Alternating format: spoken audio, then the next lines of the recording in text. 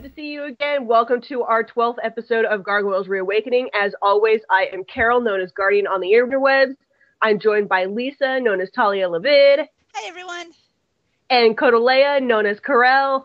Good morning. And we've got some awesome stuff for you. We have Mara joining us later for our fantastic interview. Wow, that woman, she needs to write a book or something. Mm-hmm. She does. It's awesome. And we have great news for you regarding our lovely show, Gargoyles S2V2. It is actually available for general release now. Apparently, it has been spotted in various Walmarts on the East Coast. And the cover actually looks better than what the DMC gave us. Yay! Well.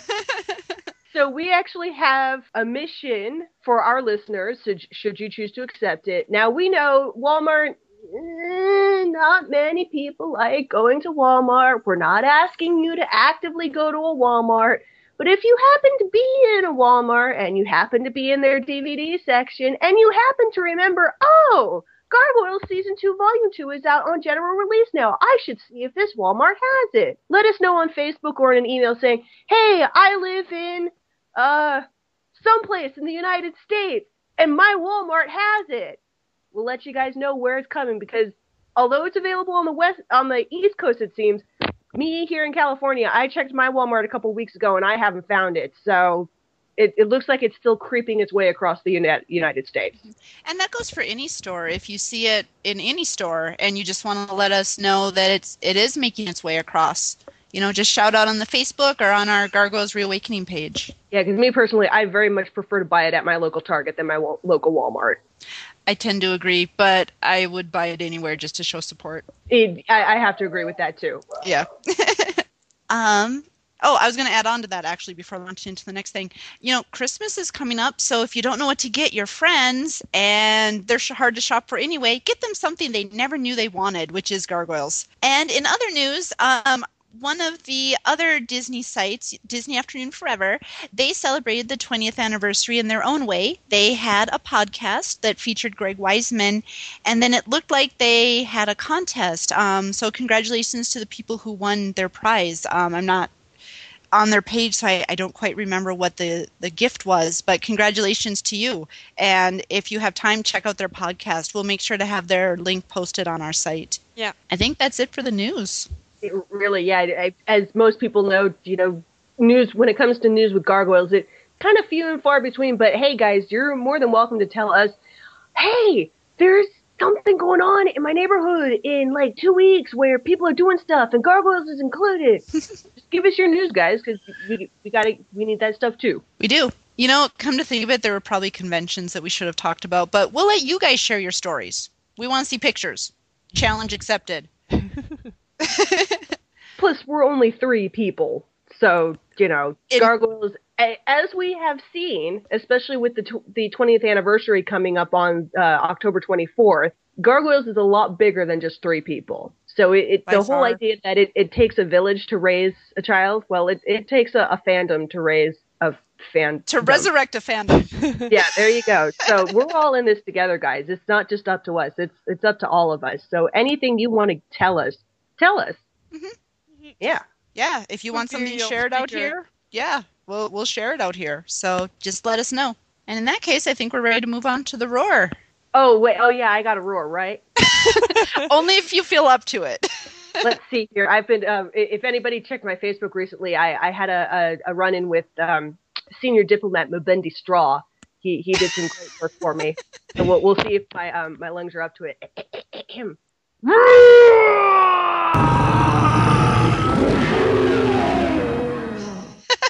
Well done. I think Mubendi Straw. Yeah, Mubendi Straw would be proud. He's enjoying his vacation watching the synapses fire or something. I think it's like the Aurora Borealis. Why am I not writing children's books?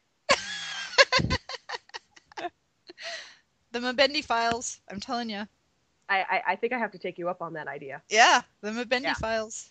Yeah. It's begging to be written. He's just staring up at me and it's a little bendy straw in a business suit saying, come on, time's a wasting. I'm right here. So we'll see. But enough about me. Let's go on with the roar. Let's move on to the roar. As many of you know, the 20th anniversary of Gargoyles airing occurred on October 24th. That was when it was aired, I believe, general release on the Disney afternoon. I think it was 4 o'clock, at least 4 o'clock Pacific Standard. And like many of you, a lot of people have posted their thoughts on it, and they're all quite positive. So a number of you over the past week, we've said, hey, can we read what you've said? And a lot of people have said, yeah, go for it.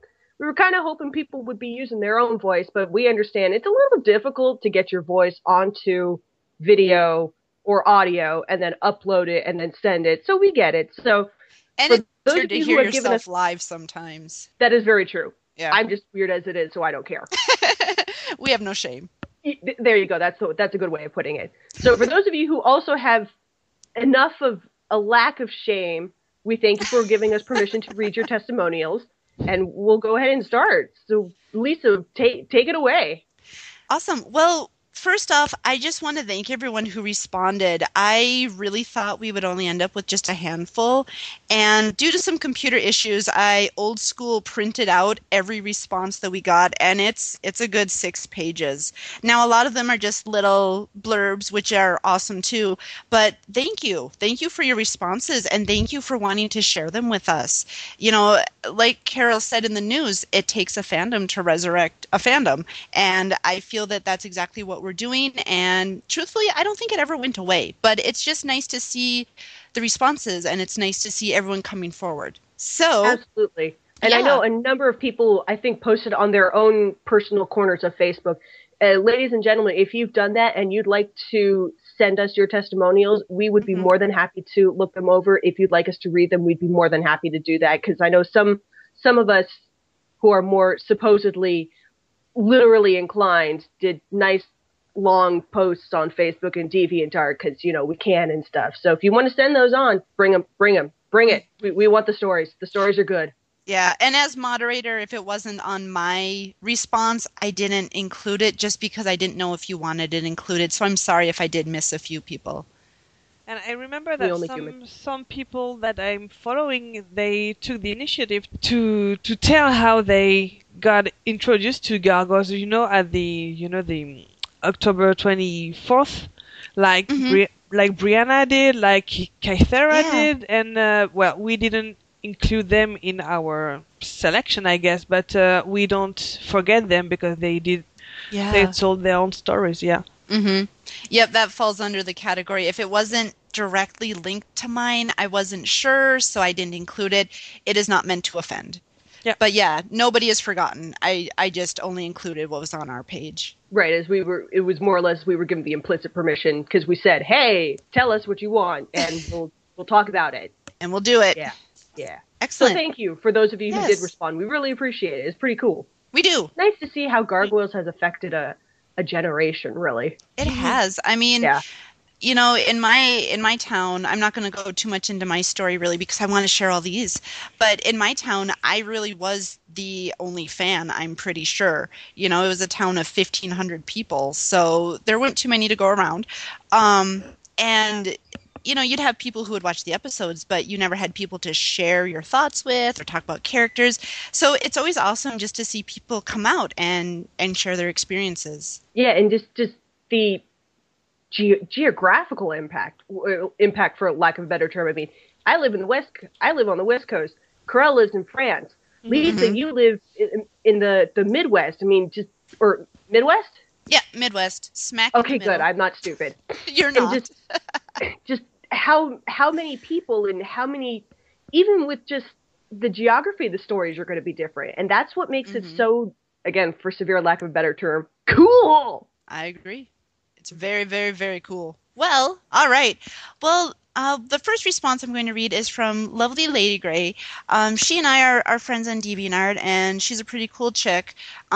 She wrote, "I just wanted to let all of you know how I got into one of the best original cartoon shows, Gargoyles, since its debut in fall 1994.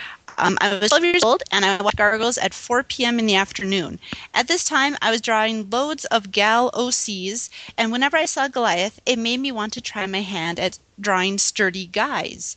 During 1996, my Gargoyles artwork did show signs of backgrounds, as well as the beginnings to write my own tales with both the cast of Gargoyles and my Gargoyles OCs.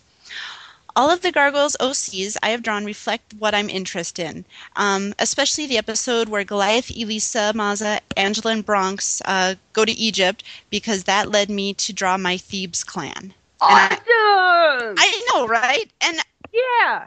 I wanted to start with this one because really, isn't that how most of us, got our starts in fan fiction and fan art? You wanted to become better because you were so inspired. And, I don't know about you guys, but it's always like you try one thing and it doesn't work, and then you try something else and all of a sudden it works and it's brilliant. And I've seen her Thebes clan and it's very cool. So if you guys have a chance, check it out. Yes, I believe she is. Is she a member / does she watch GRA on DevArt? Yes. Okay, then, ladies and gentlemen, you should be able to find her user tag through the member list or the watcher list on DeviantArt. So, yeah, that'd be cool. Cool. Going right along. Our next one is Cozy Spoon. She wrote, I remember coming home as quickly as I could so I could catch the new episodes on the Disney afternoon lineup. I remember, I know, right? I remember being so floored by the idea of a female lead of color, someone who looked like me growing up. I loved Elisa. I loved that she wasn't always a damsel in distress. The episode that stands out to me was The Awakening Part 4, where Goliath, this big, strong monster, is utterly helpless during the day, and that Elisa single-handedly kept him safe from danger. I lived for the afternoons when that episode aired. It was so cool. Juxtapose that with the fact Demona, a female gargoyle, was a dastardly villain who was legitly horrifying. Her motivation wasn't something as base as beauty or the love of a man. She had legit hatred of the human race. Watching her blast people in the episode City of Stone had me and my sisters screaming at the television. Sorry, I kind of lisped there. She killed someone just like that. My poor childhood constitution took such a beating watching these episodes, but it was so thrilling. That's so true. We talked about it, yeah. We did. Oh, yeah. Just the whole idea of just her blasting human statues to pieces. Yeah, that's all I can say. Yeah. I know.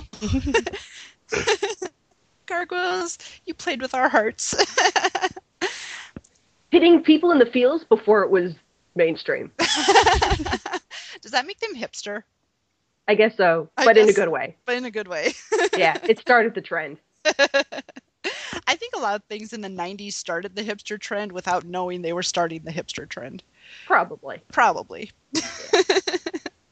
And if you guys feel like reading, let me know, but I'm going to move right on. If I say this name wrong, I am so sorry. I don't know how to pronounce this tag very well. Janella, do you see the one I'm looking at? Yeah. Jelena said?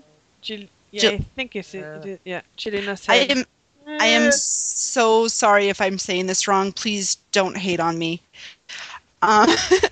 But she wrote, I was a cartoon fan and got up early on Saturday to watch. One week I had to miss as it was a day of the first episodes of Gargoyles, but my older sister had watched and called me. I never forgot watching, I never forgot what she had said.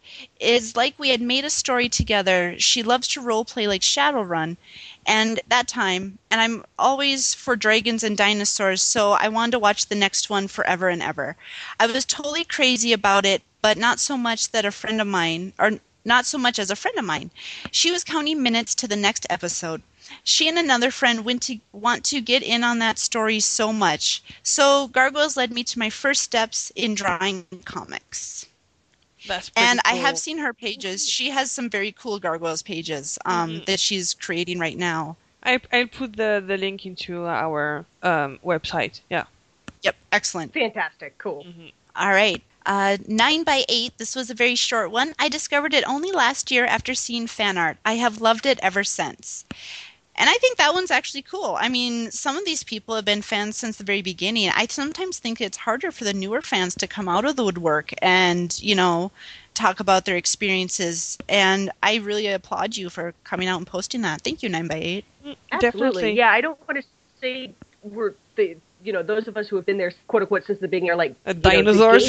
But I mean, yeah, when we go into our when we start sitting on our wooden, what are they called, lazy chairs on the porch, going back in my day. Back in my day when Gargoyles came on the air. Yeah.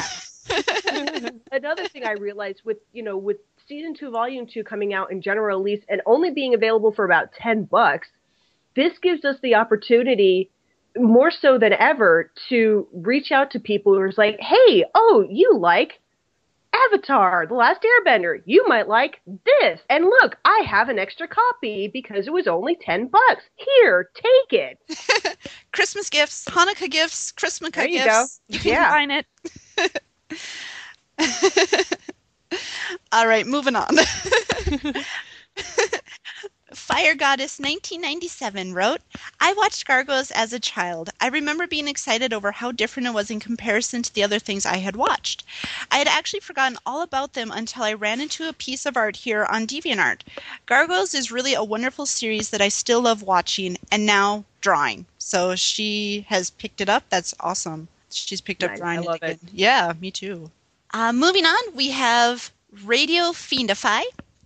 And this person wrote, I only discovered Gargoyles 3 years ago. It was through a combination of reading somewhere that Marina Sirtis, Counselor Troy, had done a voice in it, and seeing a review of the show by a well-known internet personality, the Nostalgia Critic. In fact, yeah. I know, right? He's hilarious. In fact, before seeing the Nostalgia Critic's review, I thought that Gargoyles was just a video game for some reason. Thankfully, some awesome individual had put every episode up on YouTube so I could watch it. Anyway, I'm so incredibly glad that I got to eventually see Gargoyles because it's one of the smartest and well-written shows, animated or otherwise, that I have ever come across. It has everything. Great character designs, great characters, great plots, and best of all, it treated its young audience with respect and never spoke down to them. Hopefully on its 20th anniversary, the show gets the recognition it deserves. Did I still put up? And there actually was it the Sega? Yeah, the Sega Genesis. I had that game. Yeah. That's the only reason I bought the Sega Genesis. Nice. Then Sonic. Everything else, I don't even remember what other games were on that console. Embarrassed. And I think, strangely enough, there was even a Game Boy game. It wasn't based on the show, but there was just a Game Boy game called Gargoyles. I remember when I surf eBay for Gargoyle stuff, this little Game Boy cartridge would come up, and I go, what's that? Okay, it's not about the show, so whatever. Had that... Radio Fiendify, you're not entirely wrong. You're not at all. They had that little Tiger handheld thing, too. Those were big in the 90s. But yeah, it was a little Tiger handheld game, and you got to play that, too. So she or he might have seen that. Definitely a possibility. Yeah. Gunnut51 wrote, initially it was Disney. The Disney afternoon was going strong at the time, so how bad could a new Disney cartoon be? I saw the first week, and then that was it. Fast forward 15 years, and I found it on TV by accident. I devoured every episode, even season 3, and found out what I missed. And we all had to watch season 3 at some point. It's just kind of a rite of passage. It's like I tell my friend Bob, you have to watch it once, and then you put it away, and you never think about it again, and you get the comics. You basically see what Gargoyles could be like without Greg Weisman behind the wheel, and you're like, oh God, the horror! Make it stop! So for Halloween, when you're in the scary mood, you pull out Goliath Chronicles and you turn off the lights and you watch. Oh, that's great. Forget The Exorcist. Forget. You want something really scary? You put in the Goliath Chronicles. Game over. If people actually had it, that would be even scarier. I had it on tape just because it was Gargoyles, but those never got watched. It's a tradition. You find it and then you destroy the tape. Well, that's just it. You know, I got so excited because it was on Saturday, so I'm like, more gargoyles, and that's what it was. So, you know, that's a whole can of worms. We won't get into that. But Halloween, if you feel like a good scare, watch some Goliath Chronicles. Celestial Alien 86 wrote, I grew up with Disney and Gargoyles were always one of the coolest and darkest Disney shows I have ever watched, and it was different in a very good way. I saw every one of the episodes from the movie to season 3 until 1996 or 1997. Now we need new season 3 and season 4 to continue the adventures. I agree. Definitely agree. And season 5 and season 6. Let's see, he's writing 19 of those Rain books. That's a lot of gargoyles. Mm-hmm. If there's anybody who can do it, it's Greg Weisman, I'm sure. I agree. I have no doubt. This guy, I think he really enjoys his pedestal with us. What do you think? I think he does. He likes it, yeah. Isn't it Jen who said in a previous interview that, you know, once the weekend after the gatherings, they'd kind of have to talk him down back to earth? Rein him in. Yes. I think you're right. Forever a Charmed One. By the way, that's an awesome name. I remember seeing commercials for it on my VHS movies. I didn't have Toon Disney at my house, but my grandmother did, so I originally watched Gargoyles there. Once, my uncle saw me watching it and teasingly said, "Gargoyles? This is too scary for you." And I just flipped out when he pretended to turn the TV off. I was about 6 or 7, I think, LOL. You tell him, Forever a Charmed One. You tell him. You tell him. Don't mess with my show. Nicely done, Forever a Charmed One. Nicely done. It is. I can just picture it. That in and of itself would be a cute little story right there. It would. Just having a kid scream, "No! That's my show!" Love it. Well done. Well done, Forever a Charmed One. The next one is from my dear friend Bob. He wrote, I don't believe it ever aired in England, so although I had heard a little about the show from my friend in the USA, I didn't actually get to see it until the summer of 2001 when I went to visit. We watched some of the episodes from the start, and the things which struck in my mind from then were Hakon raising his hammer and Goliath's anguished cry. Brooklyn forcing the doors open and coming face to face with the guards, and Broadway shooting Elisa, which I only knew as the gun episode. I was trying to get him to watch, so I kept it minimum. I was like, there's a gun episode. Nice. I know. I immediately felt sorry for Goliath, plunged into a fish out of water situation. After that, it went to the back of my mind for a long time until I was invited to read some fan fiction, which rekindled it. And with the DVDs having been released by then, I was able to get those and watch the rest of the episodes. Having seen those, it was great to really understand that the show uses history and incorporates so many different story threads in a way that very few others do, and which I wasn't aware of from the first time. It's quite a brilliant creation, and I'm so pleased that I was given the opportunity to discover it. And in fact, I believe the gentleman you just referred to, that's Bob, right? Yes. Now, he's the one who's been posting the comparisons on the GRA group on Facebook between the artwork and actual photography, I think. Yes. He has been. Yep. Yeah. Lovely stuff. It just goes to show, you know, they cared enough to give a shit. Pardon my language, but they really did. He and I talk about that quite a bit because he is a huge history buff. He actually gives tours in his hometown, which is awesome. If you have a history question, ask him. Nice. But yeah, so to him that was very important too, and it's really awesome that he posts those things. What really got him excited were the pyramids in Egypt, and he talked about that in his interview. So if you want to hear more about that, listen to his interview. Yeah. Yeah, it was podcast number 6 if you're looking for it. Thank you. Thank you. Wait, which one? It wasn't 5. I was like, it wasn't 5. It wasn't 9. No, it was the 6th one. 6th one. Number 6. All right, guys. All right. Smurf Breeder wrote, "It was the story that got me. At the time I watched it first,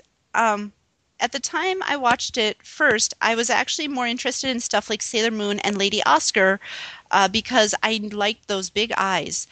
But after you have seen one episode of Gargoyles, you just need to know what will happen next time.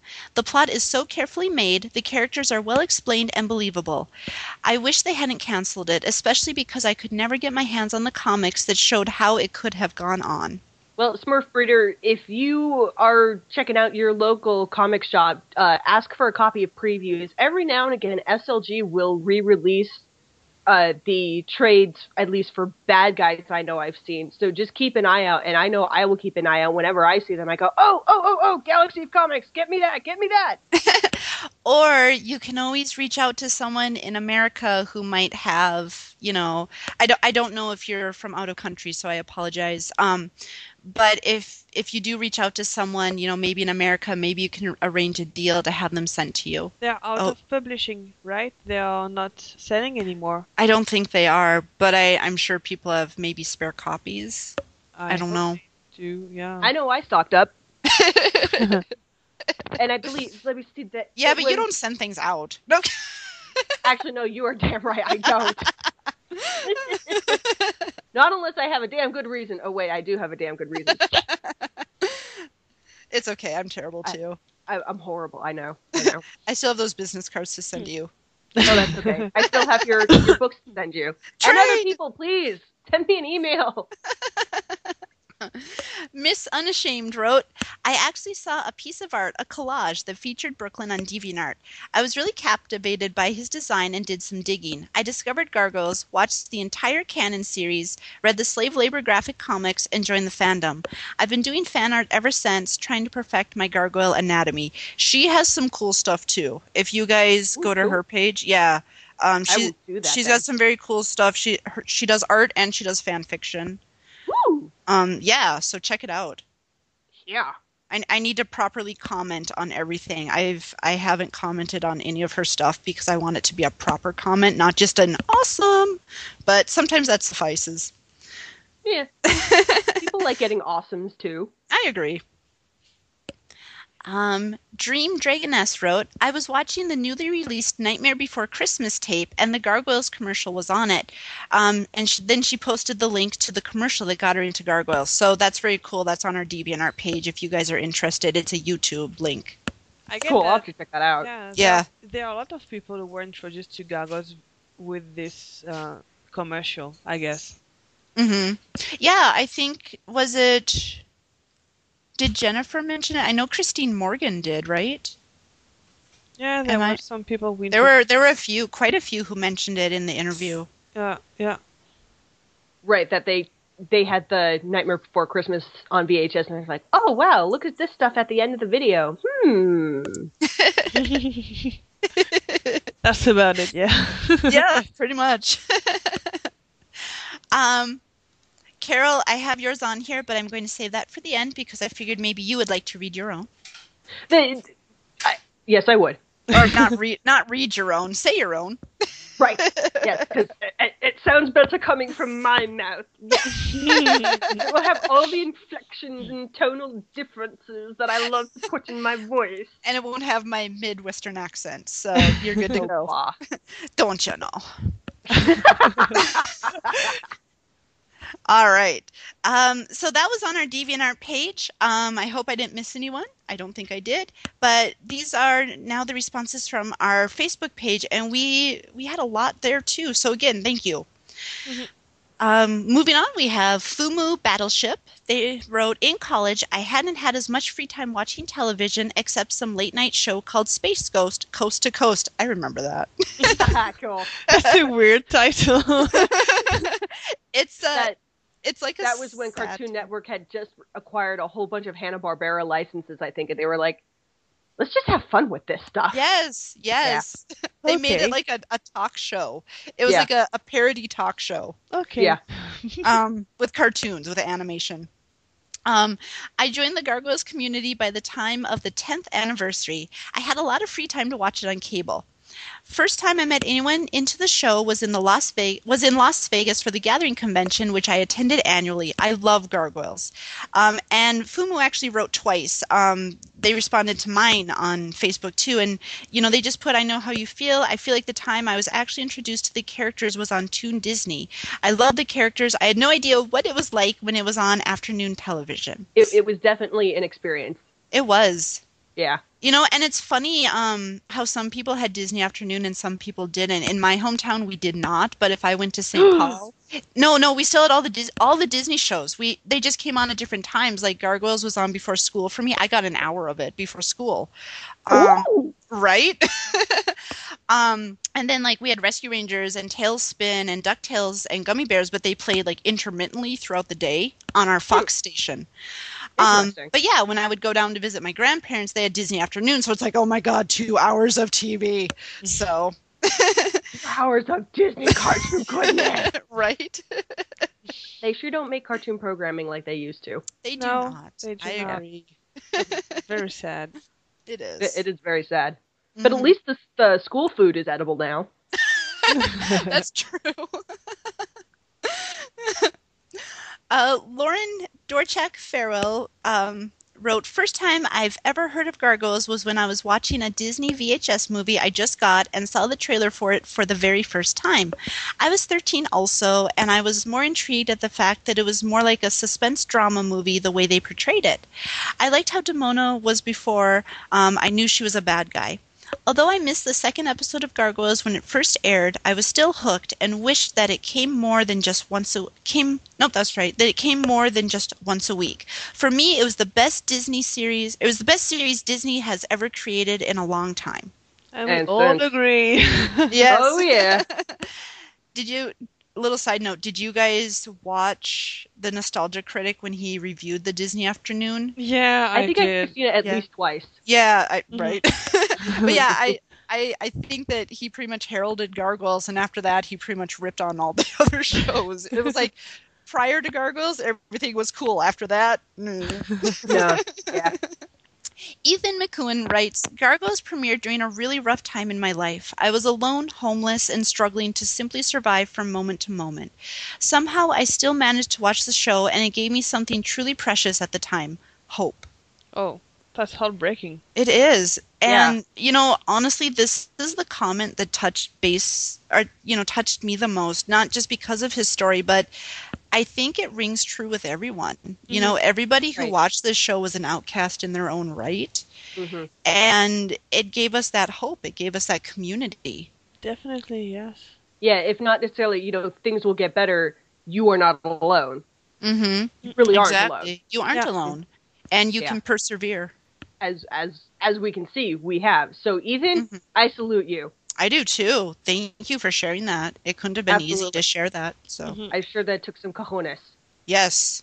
Eric Dietz. "I just sort of randomly gave it a look. Maybe saw a preview or some such and saw that it was good. Same thing happened with the DCAU Batman and the Tick at around the same time. Sort of an animation renaissance there." Yeah, the 90s were good for cartoons. Yeah. They were. Yeah. Noel Elias writes, "I discovered Gargoyles when it was shown as a preview at Star Trek conventions. At that time, I was lonely and struggling to find a place in this world, and what few friends I had turned out to be predatory, conniving, sociopathic tricksters who were just out to use me. Like Goliath, I was a social outcast and plunged into a fish-out-of-water situation.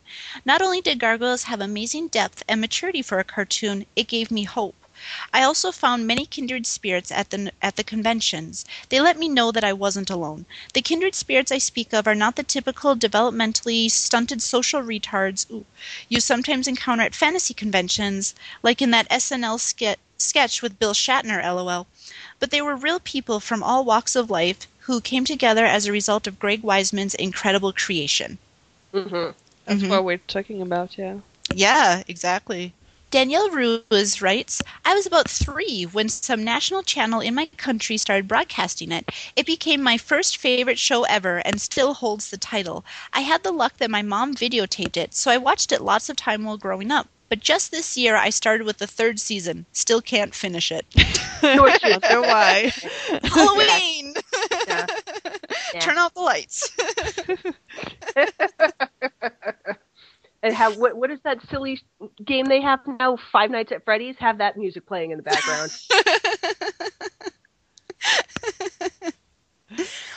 Jenna Bondi wrote, I discovered it in the TV guide. Watched it at first when it was on at 4:30 p.m. First episode I saw was was Awakening Part 4. I was 9 at that time. Then 2 years later, when I was 11, I watched it at 7:30 a.m. Then it got moved to 8 a.m. before I went to school, and I was hooked the second time. First episode I saw then was Temptation, and it's still the greatest thing. So see, she must have been on my schedule somehow.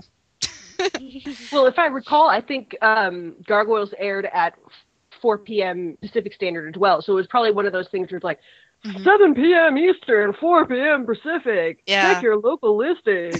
Yeah, because mine came on at 6 in the morning. So yeah, I actually got up at 5:30 when I didn't have to, just so I could be ready for school, so I could watch TV. Wow. Yeah, right. That's dedication right there. It totally is. And I sat there with my little Quasar VCR, and I taped every episode. So yeah, and then it came on in the afternoon at like 2:30, but that was before they were canceling it. Sad face. Cool. Chris Guler writes, man, I remember getting all hyped for Gargoyles. My uncle inundated us with Gargoyles toys. I think my dad has them lined up in his classroom. That is awesome. That's super awesome. I want to be in that classroom. I want to visit that classroom. Let's go back to school, Carol. Woo! Well, technically I already have, but that's okay. Okay. Yeah, that's true. That's true, you did.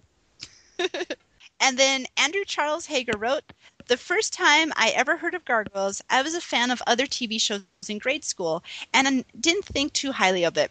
However, when I was reintroduced to the show in my early 20s, I fell in love with the whole thing. The characters were very in-depth, each with their own unique and interesting personalities. The animation was top-notch, and the way each episode was written and played out really left me on the edge of my seat. To this day, I kick myself for not getting into this gift from the wise man himself, hint, hint, earlier in my life. Nice play on words, Andrew. I see what you did there. And he also wrote, my friends on Forum Spring reintroduced me to this show, and when I started watching it on Disney XD, I for one fell in love with it. The episodes were well written, the characters were greatly developed, and my God, I really wish I would have gotten into this whole show when it was in its prime. It was definitely an experience to be able to watch it as it unfolded. Yeah. Is good stuff. But that doesn't mean anybody else's stories is any more or less significant than those who managed to see it from the beginning. I think that's the most important thing.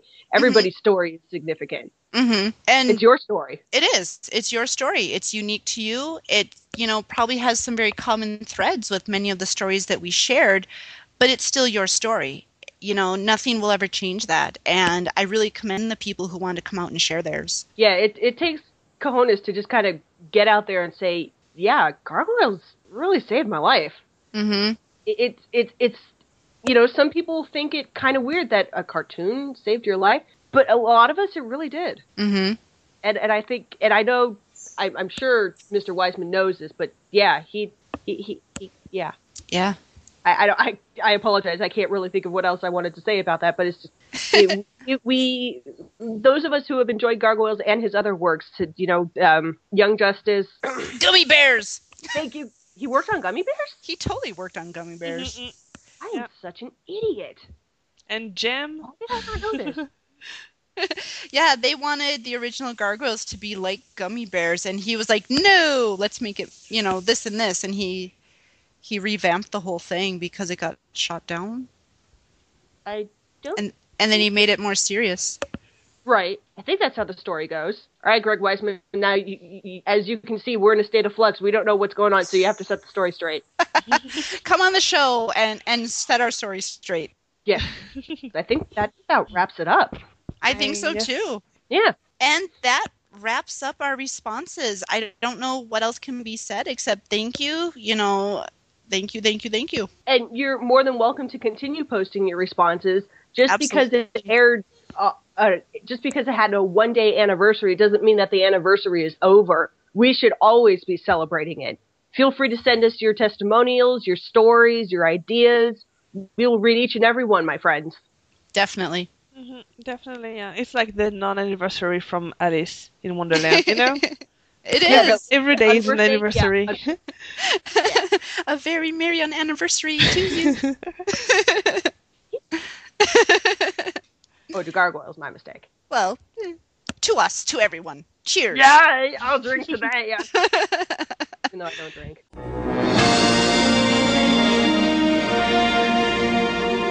And we have a very special treat for you. She's been around about as long as I have. We have with us today Mara Cordova. Yay! Hello! Welcome! Raise the whoop! Raise the Bonjour! Konnichiwa! Mara, you bring up a fantastic story. I was talking to Corel and Lisa since we had the anniversary on the 24th. I wanted to encourage users either, submit their own stories, submit videos telling their stories. So yeah, if you want to go into your story, please go right ahead. Like here? Sure. Okay. Way back in the late 1990s. And so that's how I found fan fiction, and my brother was under house arrest at the same time. This was not over a big thing. It was over something stupid.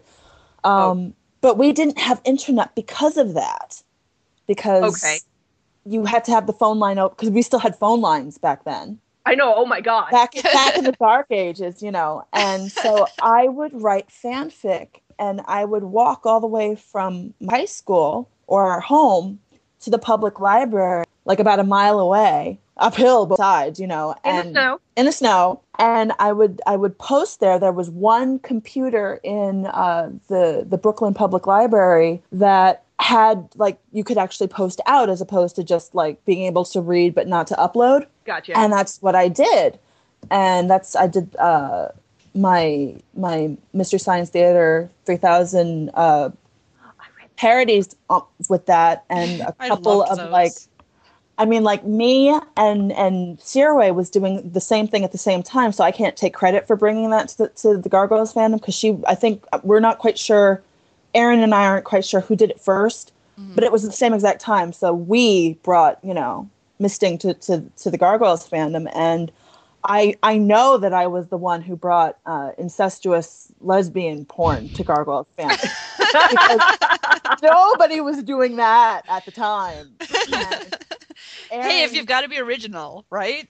What I was interested in, I had my original character, Veronica M. Destine, who I had changed my screen name on AOL for, and she was Damona's daughter, but it was a convoluted thing, and anyway, she had a thing with Brooklyn, but it wasn't really working because everybody has to ship their OC with Brooklyn. It's just the law. It's the way it is. Just the way it is. And I stopped writing because I hit a wall. Be a clone of Brooklyn somehow. Yeah, either that or a clone of Brooklyn. Aaron has a clone of Brooklyn who's with Damona, although not really with Damona. He just sort of abjectly worships. It's not a romantic thing. But his OC is with Damona, so and just everybody goes through that phase writing, and if you love your work hard enough, they become real characters and not just like your avatar. I forget where I was going with this, but that was what I was doing at the time in 99, and I don't know where. I'm talking about the origin of my interest in Gargoyles in fandom.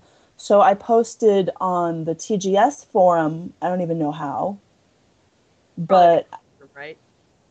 Well, I read TGS, but I didn't that was the place where all the people were that I interacted with.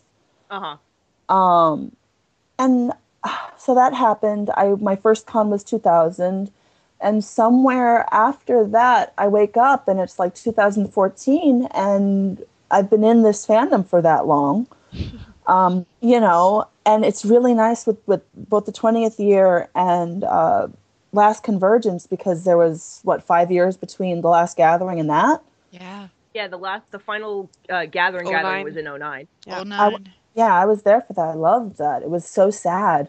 I don't think there was a dry eye in the house at the last day. I know I was struggling to hold back tears. Closing ceremony was magical, because I remember Venus AD, Erica, she's talking about her experience and how Gargoyles basically, saved her adolescence the way it did all of us. Yeah. And all I could think was, nobody wants this to stop. Like nobody wants this, like people are going to keep standing up just so that like it's going to be like 10 o'clock at night and they're going to try to kick us out. They're telling testimonials this story. And so that, and then 5 years passed somehow. Like there still was Facebook. The nice thing about it being the last gathering was it really motivated everybody to get onto Facebook or Twitter and start talking with each other again in a way that they hadn't really before. So you guys were like there, but just not physically. And that was cool. And then Convergence happened, and Convergence was like amazing, you know. Yeah. I know you. I know you. Why do you have a kid now? What? Where did you grow that?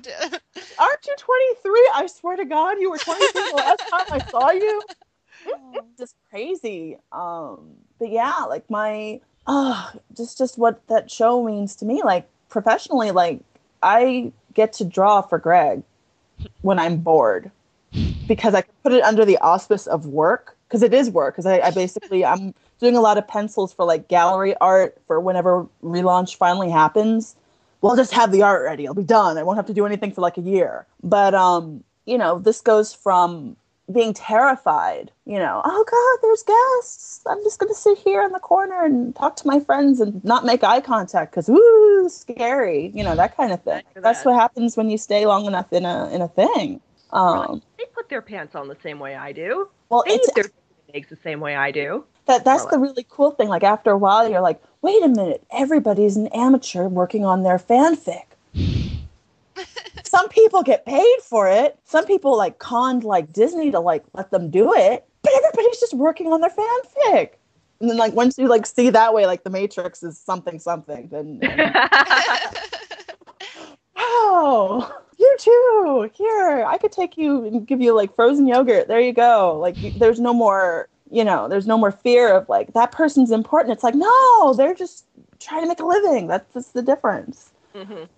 But anyway, I've been babbling, so I don't know. Do you guys have like input or something I could talk about? Or well, the whole point is to let you babble since you're the guest. Oh, that's right. And I've been told I do a little bit too much babbling, so I'm trying to, you know, not babble. Why don't you go ahead and introduce yourself? I mean, you pretty much already have. We know you're Mara. How are you? You know, you got into the fandom by. I'm sorry. What was the OC's name again? Oh gosh, my OC was Rapture. Victoria M. Destine was the screen name for her. That was her like human thing because it was because her father was a hunter from the 70s. And so she could kind of pass, like she spent most of her time passing because she didn't turn to stone because the human part. Anyway, so there was that character. And I mostly what I did though was the Mystery Science Theater 3000 of fics in the Gargoyles fan archive. Mm-hmm. At the time, Matt Watson. My first one was, it wasn't Birdie Faye. Who was it? It was KJ. She was my first mist, and these are like compared to modern day fan fiction, they were written pretty well. Like there's no like problem with the grammar. There's no problem with the writing. Like it's actually, you know, relatively speaking, for like first time out stuff, it was really good. It's just, it was so easy to wisecrack, you know. It's always easy to wisecrack. Especially when you're in that age group, you know, like. Yeah. So the really funny thing was, so KJ was my first, and I remember that very well. And I remember my first convention, I saw she was there. Like they had the little name tags, and I was terrified I would meet up with her because I didn't know if she had seen it, if she didn't like it, if she liked, like I was just like, oh God, no. And many years later at a different convention or online, I forget what the situation was, I did get to talk to her. And she's like, oh yeah, that was really funny. It's like, oh, I worried for nothing. Okay. But those things, I always went to gatherings. I usually participated in, of course, I was a vice con chair for 2003, Woo! Which was the New York convention. Duh. So that's one of the things. And we had... my thing was OtherCon, which didn't really become a tradition, but it was just sort of a place where you could have adult artwork because that's basically all I do is draw naked people anyway. But 2003 was the first year that Blue Mug Guest became a thing. Like it was actually like on schedule, like Blue Mug. And so all that work, and most of it's a blur to me because I was actually like on staff, and I think any staff will tell you it's like you have no idea what's going on because you're so tired and like everything's just coming at you. But that was the year that Lexington got to come out as gay. So that was the one great contribution that we had in that. And since then, we've had Blue Mugga guests. And in 2007, for whatever reason, after the convention, Greg had emailed me, Corinne, Jen, Stephanie, a whole bunch of, not just the art chicks, but mostly them because he knows them. And if you've ever worked with Greg before, if he knows you and generally knows, like, you do pretty good work, he will ask you again. Yeah. And he's like, I've been kicking around this idea for a porn site. I have the story I want to do. It's like a parody on Gargoyles, but it's not actually Gargoyles. So we can't ever call it Gargoyles because Disney. And are you guys in? Like, and of course I'm like, well, duh. You had me at hello. Nice. I've been working on that with him and Jen and Nikki, and before that, Corinne. And wait, no. Are you sure it's been Greg, or hasn't it been Edmund? Mm-hmm. Well, it's Edmund's story. Gotcha. It's Edmund's property, but Greg was the one who emailed us. So Oh, gotcha. that's the difference. I don't know why they actually are so interminably linked because they don't like each other at all. Right. But I don't actually get We to saw deal. that at Convergence. I don't get to deal with Edmund all that often, which is better for me and safer. Okay. Safer for him or safer for you? Safer for me. He's a despicable person. Okay. He's a scary man. Yeah, we saw that. Scary, scary, scary, wonderful construct. Well, like,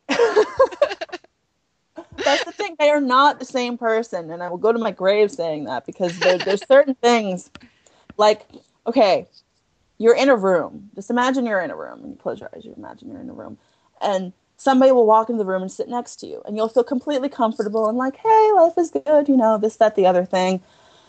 And they'll get up and they'll leave the room, and someone else will come into the room, and this person, your eyes are closed, so you don't see any kind of similarities or not. And you're just, this is not, no, it's not the same guy. There was a moment when Edmund came into one of the talks and he directed at somebody, I think it was sit up straight, and he wasn't anywhere near me, and I actually sat up straight. Yes. That's the kind of presence he has. He sat up straight. Yeah, he did. Yep. He and I were talking about that. We had the same reaction. We were just like, "Yes, sir." Yes. Totally. Like, and the funny thing is, so this is another very important difference between Greg and Edmund. Edmund will do that, and that's how he gets what he wants. He'll just yell at you. Whereas Greg, we were at a Dead Dog party after Convergence.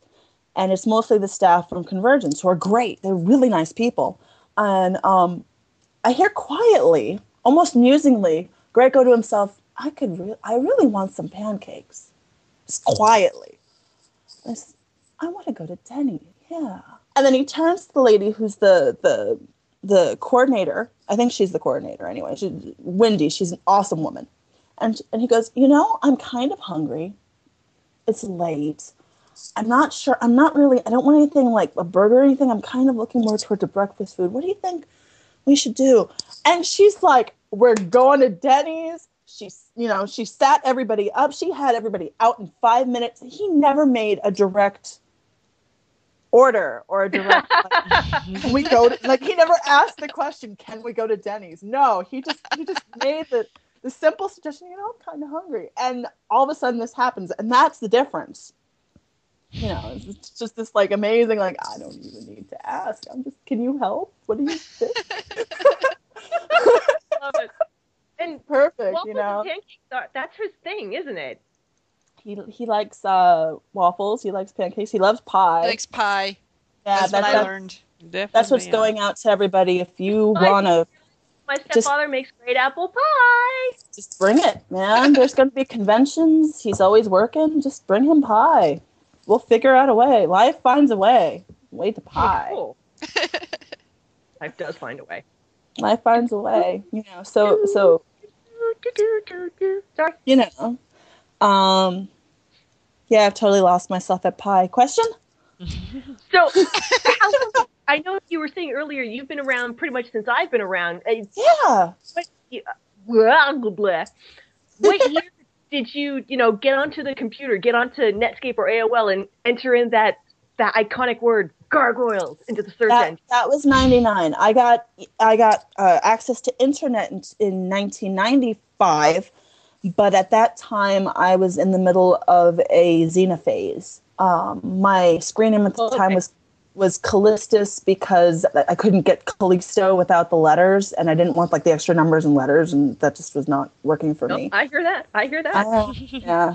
She was my favorite. Like, I like the crazy chick. Like, that's one of my favorite like character archetypes, which is like Demona was my favorite character for the longest time. Although now that I'm getting older, I really appreciate Elisa a lot more as a character than I did then. I think that's also like partly being like a child of divorce. It's like you feel like you have to like be loyal to a parent, Yeah. So you have these like two like gargoyles who kind of have a divorce. It's like, no, Demona's right. But yeah, totally makes sense to me. Who's your favorite female character from Gargoyles? Mine? Yeah. Oh crap. I don't. It's not. If I had to narrow it down, it's not even the female aspect. I mean, that's so much. Oh God, you've opened a Pandora's box here, and I don't want to, start babbling. But me personally, if I had to narrow it down to just one character, I like Vinny. He's the everyman. He's every one of us experiencing this stuff. See, that's why. Okay, the other thing I'm going to promote, because I don't really have anything. I don't have a lot to show that's recent to like. I mean, there's going to be some art, but not like anything that's like, this is what we're working on right now that could show you, Right. But what I can promote personally for myself is I want to see the Officer Morgan show, which is... Yes, that should happen. Officer Morgan show, which is a procedural cop drama with supernatural elements, but we never see the supernatural elements. We never see the gargoyles. We never see the Steel Clan robots. Nothing. No, Jacqueline Hayne, they're there. And these poor humans, these everyman characters have to deal in this world where it's becoming more and more obvious that it's not what they think's going on. Right. Even Bluestone's way too into it, like, because he's Illuminati now. Yeah. But just like, what was it Aaron said? Something like, so you have Morgan, Terry Chung, etc. Not Terry's the son. Whoever the father is, right. Yeah, him. Okay. And they're all dealing in the police precinct below the gargoyles, but they never see, that's just not even going to be like, it's taboo in the show. They're not even like addressed. They never go up there. And they have to deal, their main antagonist is Margaret Yale. I was just going to ask, are you going to include Margot? Because... Of course, she's a district attorney. She belongs there. She's in the law part. We can have the judge from Vows, just like, and of course my favorite character is the archaeologist. I love her because she's so oblivious to everything going on around her, except for what she's interested in.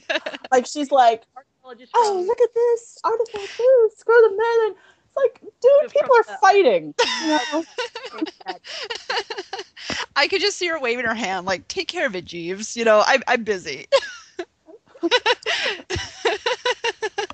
Like, she could just progressively go after more and more artifacts of the Fae, like uncovering like all of Oberon's like stuff. Like, you have Titania's mirror, you've got Phoenix Gate, you've got like, I don't even know, like the Banshee's like left shoe, whatever. She's just finding this stuff, and stuff keeps happening, but we never see it. We can hear like blaster rifles going on in the background, or there's like a cave-in up ahead where there was like a fight, but she's just focused on like what she's focused on. Like, they're just human and regular in this world where other stuff is coming, and maybe it's only like a season long. I don't care, give me 13 episodes, I'm happy.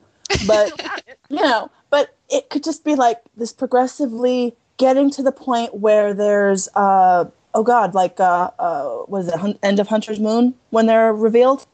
Yeah. So it would be a mid-quill that leads you to that moment. Like, we deal with the Lost Night, where during City of Stone. Like, how do these people are going to deal with the fact that some people are just gone?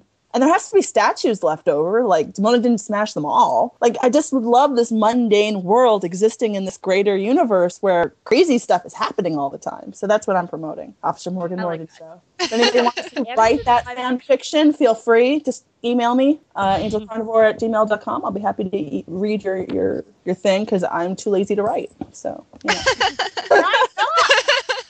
No one ever said I was perfect, though, but I'd love to, this could be interesting. It could be so, like, there's so much. I am such, like, especially before the con, but especially after the con, I'm such a huge Gargoyles kick. It's like, I really want to, like, I'm like, hey, Aaron, a kick in the door while he's on the computer in his office space. It's like, Aaron, there should be an episode that deals with the origin of Gargoyles. Yeah, that's in Time Dancer. What? Because there's supposed to be one from, like, the Mesozoic age, I think. It's like, kick open the door. Hey, Aaron. Yeah? How did Xanatos make his money?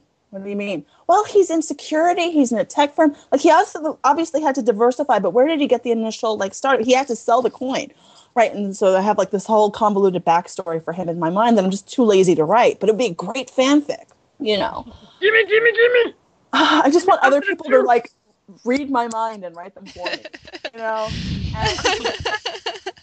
And then the worst thing was, and I won't say what it is, but I'm going to talk about it without saying it, was we were discussing Gargoyles, was it 2198 or 2199, whatever, the one in space, and we were discussing it in context to Demona's last two loves, like her next two loves, and we're sitting there in the airport, and I'm just crying because it's just fan theory.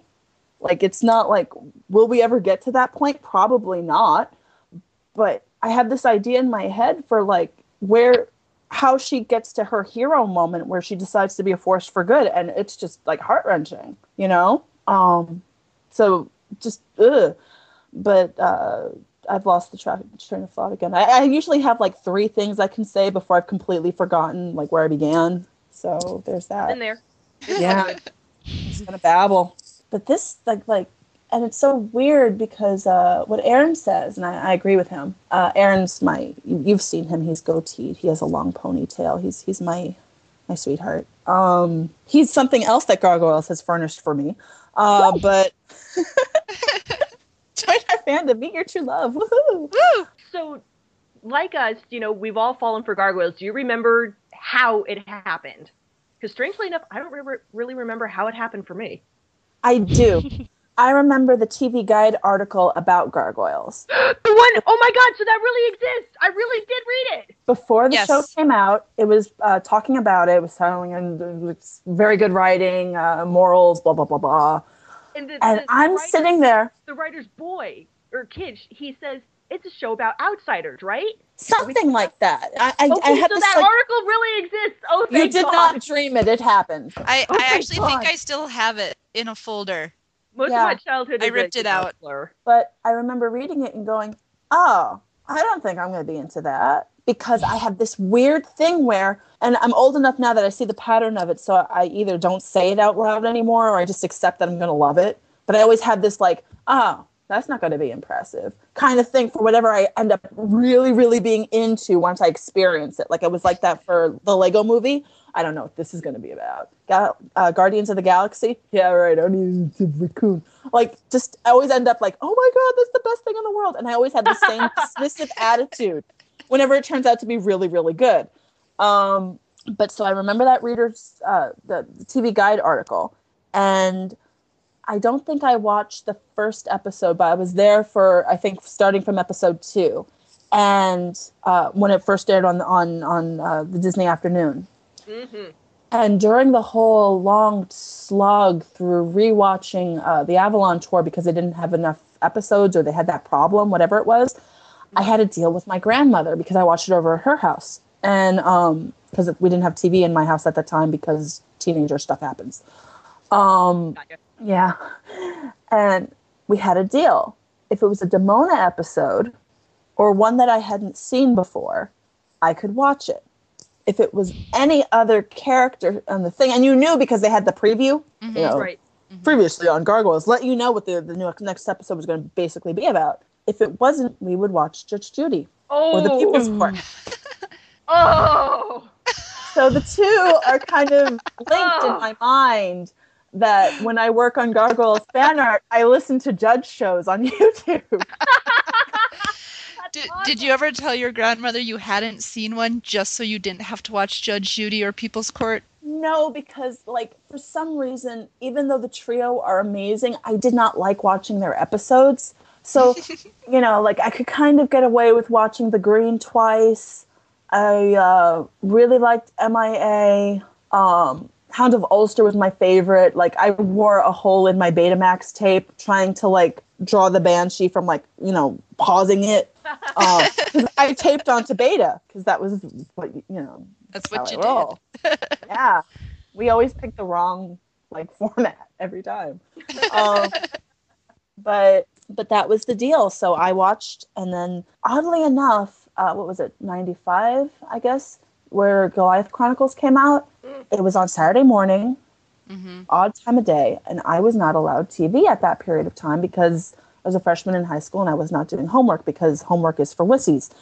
Because I gave really good, like, in-class stuff. Like, the discussion part was great. I hated writing stuff down. In any case, so I missed all of that. And the first time I watched the Goliath Chronicles, which Greg does not consider canon, and nor should we, but because it's painful, was, I think, at a gathering or at home. Aaron had a tape, and we just sat through it once. And I don't think they would have shown that stuff at a gathering unless it was The Journey. I think we were doing, like, an iron stomach, try not to faint. Man, this is terrible. Why are they keep abusing Bronx? Like, this, like, everybody always talks about Egon Pax, but the worst thing for me was A Bronx Tale. It's my least favorite episode of anything ever, because the little boy just keeps hitting Bronx in one way or another, and it's just like, why are you not eating his head? Stop looking at him lovingly. This kid is terrible. And then the other one that's actually good, because Greg doesn't think any of them are good, but I think that the one that has Proteus is great, because Elise is so off-model. She looks like a character from Goof Troop. And I really like that show and how it's animated. And then it also has the line, where cows go to meat, the meatpacking district. And it's like, Angela, really? Like, what would Princess Catherine say? Just the filth coming out of your mouth. Aren't you like a vegetarian? Like, what's going on, Angela? The meatpacking plant, of course, a pun. Well, she's with Broadway. Oh, I see who you ship.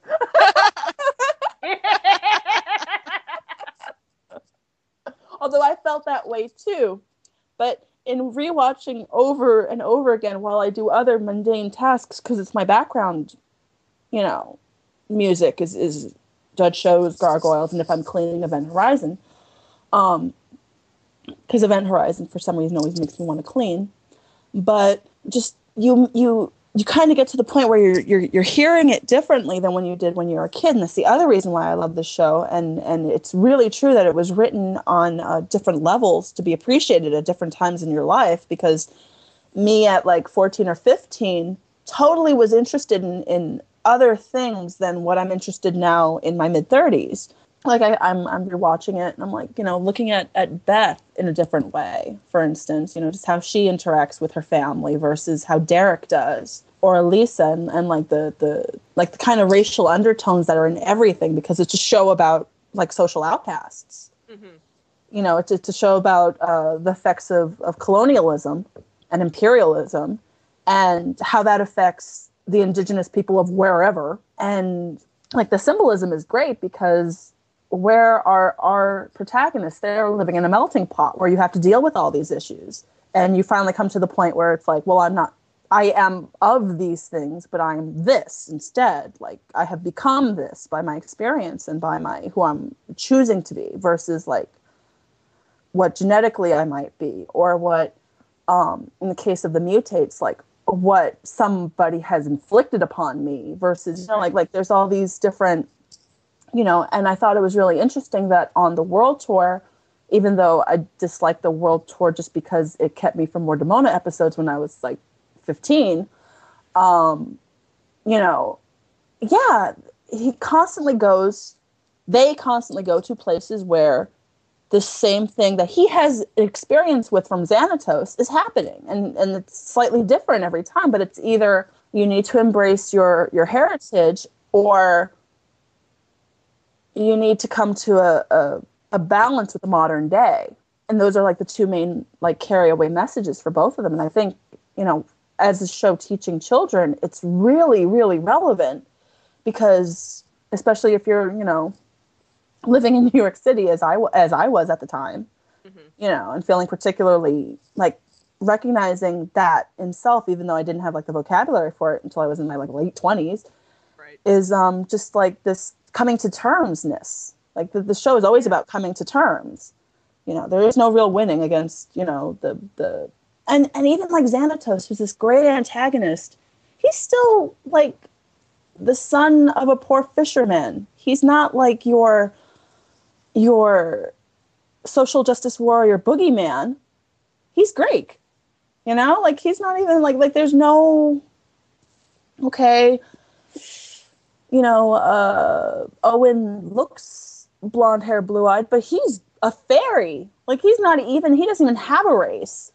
He's passing because it's fun for him. Like it's such a show about like that. And that was a whole period of time I was kind of going through when I was going through my own like issues. And now as more of an adult, like I can appreciate Broadway and Angela and why they work together, even if I don't personally agree with it, which is where I was going in the beginning. So actually when finally, you know, ended. But yeah, like just Broadway and Angela, yeah, she's new in the world, but she still has a kind of naivety about her, even though she's not naive by a long shot. She's a really tough chick. Right. And Broadway is a really tough dude, but that's not what defines him. Like he looks a certain way and he acts a certain way, but in his heart, like, you know, everybody in their heart is like the star of their own love story, regardless, you know, and that he somehow, story. Huh? Or action story. Yeah. Yeah. You know, well, there's only 5 stories in the world anyway. You know, there's Rags to Riches, Stranger in a Strange Land, which is what Gargoyles is. It's Stranger in a Strange Land. There's the revenge story, comedy, and tragedy. Tragedy. Coming of age? Or is that like the Rags? Oh, that's the hero quest. You're right. The hero quest. Hero. So, yeah. 6? No, 5. One of them's 5. not right. Somebody will look that up. But, okay. I'm just so happy that the mic is working. So I can't. Anyway, yeah. So these are all my jumbled thoughts that I've been thinking these for a while now, and I'm glad that there's a place to express them. You know, I got nothing. What do you guys got? I was just listening to so we talked about how you discovered the cartoon, and so yes. Favorite episode, favorite character. I know you already put that one on me. Oh, sorry. Demona is my favorite female character, although Elise is edging in, but she'll never really overtake her. And my favorite episode has to be Vows. There's no other way. Like yeah. Vows is the place where everything is created in a storyline sense for my favorite character. Because up until that point, she wasn't Demona. She was ambitious. She was smart. About what was going on, you know, with the humans and such, but she was raised up with them, you know, like what was she, like a hatchling when came? Like she wasn't like an adult fully, because there's been time for Hudson to get old, you know, right. Mm-hmm. And it's not like a full generation because that'd be way too long, you know, but however, you know, the thing is she's growing up. She has her hopes. I really think that if the tragedy hadn't happened, she probably would have been a splinter group if the clan had gotten large enough. She would have just been like, this is my time to go. Bye, guys. You know, and gone off with Goliath and started a new rookery somewhere else. That would have been like the perfect thing for this character that became Demona, in my opinion.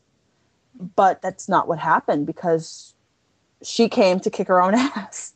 Yeah. Mm-hmm. You know, and we can argue her psychology and say that the massacre at Wyvern is what arrested her development to the point where she's always the same age. She's kind of like, you know... Which is what we've argued in the past. Yeah, she's just... On previous episodes. Well, my feeling is that the trauma that she suffered, she's always going to be an angry teenager. She was old for a while. And I was really glad that I got to ask Marina at the convention if she thought of herself as becoming old and then becoming young again. She's like, no, she's just always the same. And that kind of makes sense from it. Yeah, she's never grown up. She's always been the angry response to that victimization. Right. Mm-hmm. You know, no, I'll show you. No, this is I know what they're really like. I saw what happened to the people who are closest to me.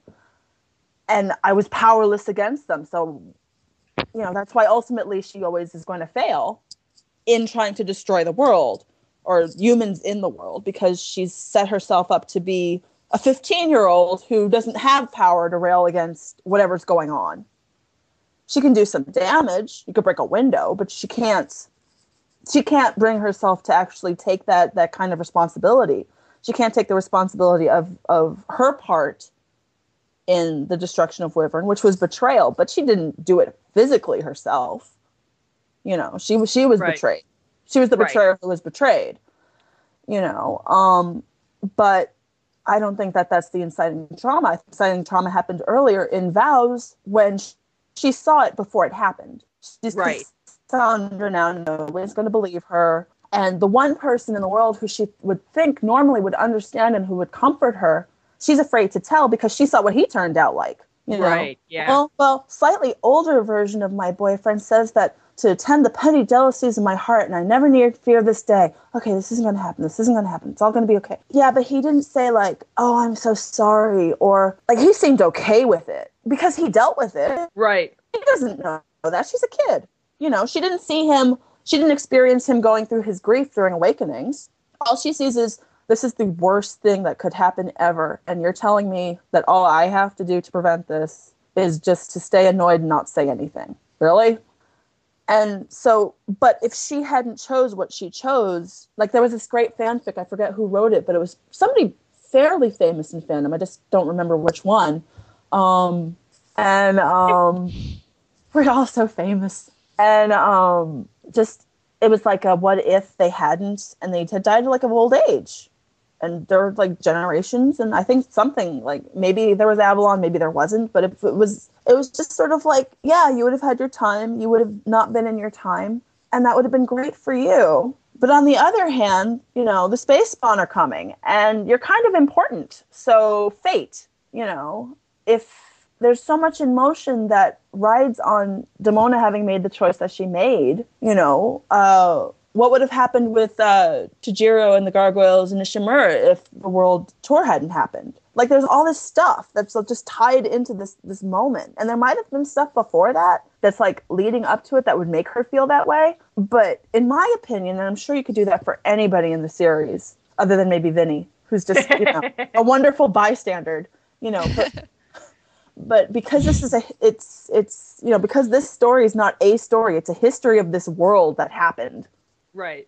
Where there's just so many perspectives you could come at it from and so many different time periods and scopes, right? But for me, she's my favorite because she's Pandora. Like, what you gonna do? The modern day wouldn't have happened without her. That's my argument for Demona. And it doesn't make her right, because she's still, at the end of the day, an angry 15-year-old. But she's an important angry 15-year-old, So. Kind of like, the relationship rebuilding stages that I had with my own mom. It sucks that we were there, but I'm stronger for it. Yeah. So it's like, I mean, if you wanted to get rid of all of the strife in your life, would you do it? Yeah, like I've given that some serious thought, because I'm at that age now, where you're just long enough out of your 20s where you can actually like get some perspective. And there's some mistakes I made that I wouldn't take back. Yeah. If I had stayed with that friend group, who I love very, very much, who I still am friends on with Facebook, but it's not the same, dynamic because you grow up. Right. But if that hadn't happened and I hadn't found Gargoyles and I had gone to college, and I went to college, but if I hadn't failed miserably out of college because I was in love and I was talking all night instead of sleeping or studying, and I was ditching class to go hang out at another college with my friends, I wouldn't be doing what I'm doing. Like, I might still be doing art, but I wouldn't be doing gargoyle-related art. Like, the fact that the thing I was drawing when I was like 17, obsessively, I get to do semi-professionally now. You know, it's kind of amazing. Like, the money's not there yet, but I'm sure it will be, because if there's something to sell, somebody might like it. That'd be great. But that's not really why I'm doing it. I'm doing it because I really love it. You know, if I hadn't gone to that one convention in 2000, I would never have made friends with, like, you know, the people that I did. If I never talked to Corinne in I think maybe it was like 2004, maybe 2005. Like, every gathering, I made a new friend. Like, I knew them online, but then actually had a conversation. I was like, yeah, this person. You know, like, Corinne's amazing. Like her art. Like, I've learned so much just like from looking at her art. I've looked at like Cordova, your art. Like, just all of, like, everybody has such different. They bring such different elements in, and you get to really learn from that. Weren't you the one who convinced Patrick Tomon to start putting the pencil to the paper? I taught him how to draw. Yep, all I did was, I'll tell you exactly what I did, and you guys can do it too, because you should teach more people how to draw. I made a rectangle. I put a cross inside the rectangle. That way he had like a framing device. And I said, draw a little circle in the center of it. Okay, those are her hips. Like that's the pelvis shape. Now just try to keep things equidistant and keep working, like work your way out, basically. And then the shoulders are going to hit in about the middle. The head's going to hit about in the middle of that. Like, just proportions. And then I showed him how to draw a 3/4 face, which is the same basic principles. Straight down this, you know, move it over slightly. You're just moving the guideline back and forth. And then I'm like, now go.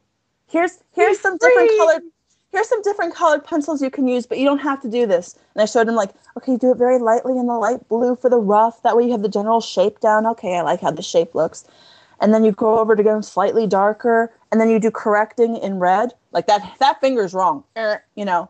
And then just trace over it in a darker color, and then erase everything that you don't need, and call it a day. Like, it's rough, but it's on the paper, because there's no blank paper. Like, the blank paper is beautiful, but it's intimidating. So put something on the paper.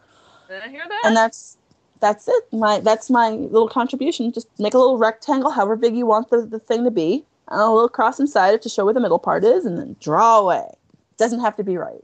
Oh, you're going to discover your own style, honey. And he did. Like, and the other part was, like, I kind of cheated a little bit, because he has, like, many, many years experience, like, proofing architectural drafts. So I knew he had a good eye. Right. Because you need one for that.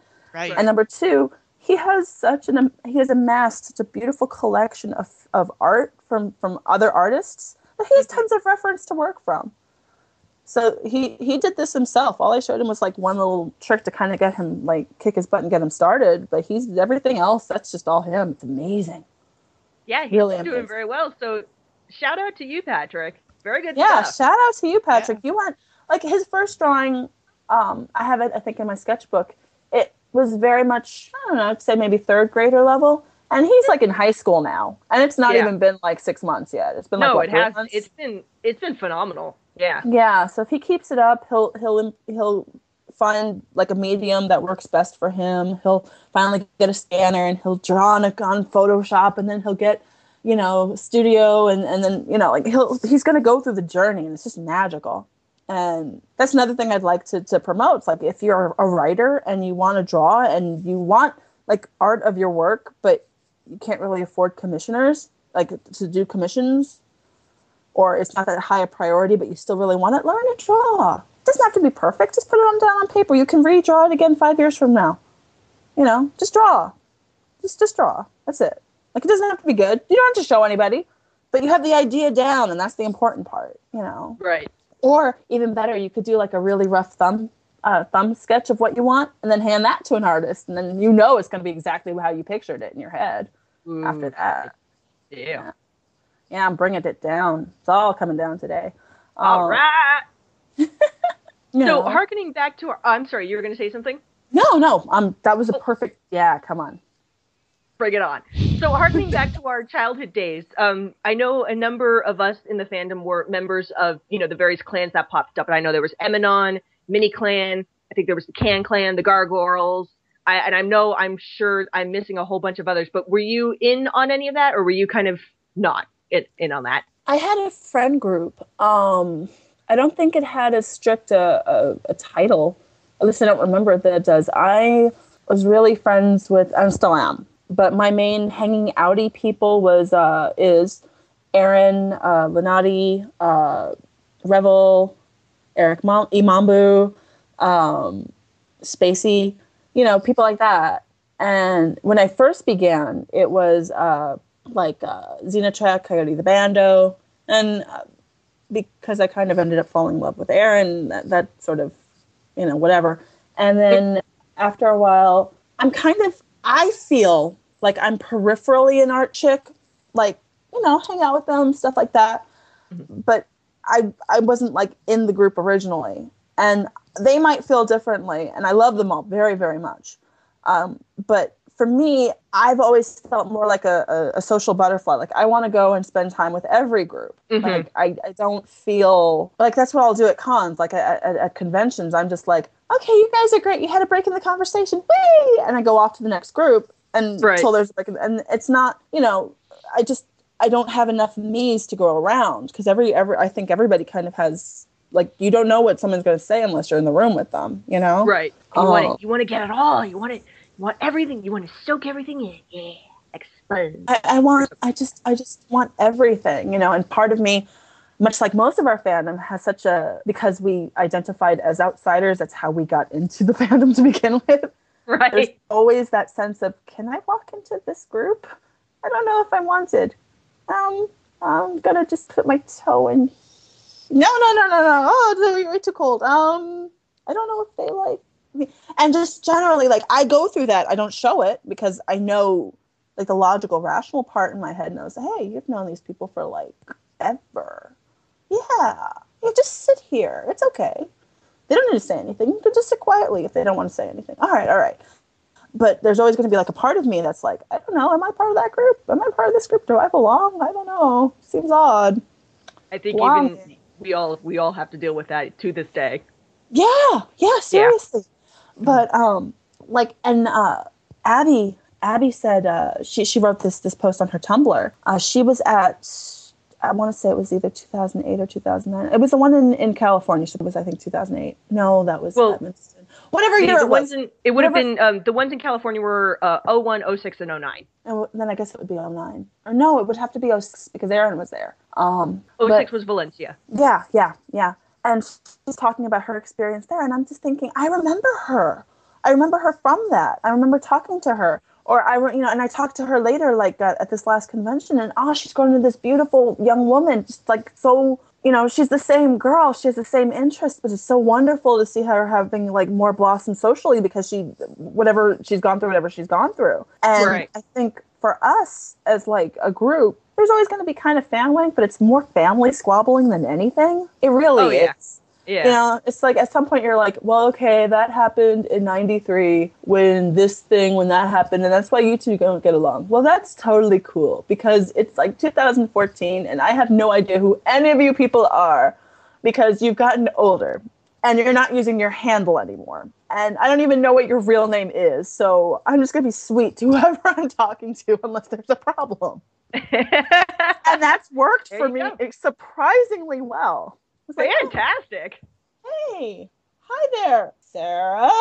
How you doing? You want to talk about like politics? Okay. Whatever.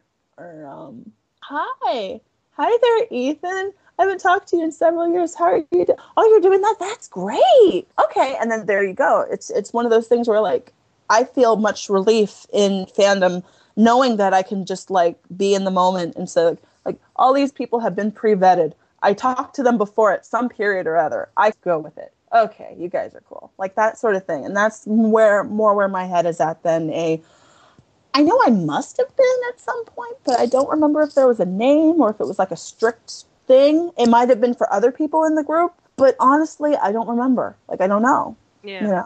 It's like that was like 100 years ago. Those were different people then. My hair was different, kind of thing. No, I hear that. Yeah. Just I'm so happy at this point just to be, oh yeah, you, I know you. Or, oh, wow, like when I met you and at Convergence and it's like, why does this lady have a French accent? Oh, It's her. Because I was terrified of you for a while. Like any artist, Right. any artist who's better than me, I'm just like, this person is not going to want to hear it. Why that? I was intimidated by Carell too before I got to know her, and she is probably the nicest one out of all of us. So Hey. And you're nice too, but you know what I mean. She's just a born sweetheart. Like there's no other word. Yeah, God, you know that. my inner bitch comes out every now and then. Mine too. The bitch is a necessary tool in the trade.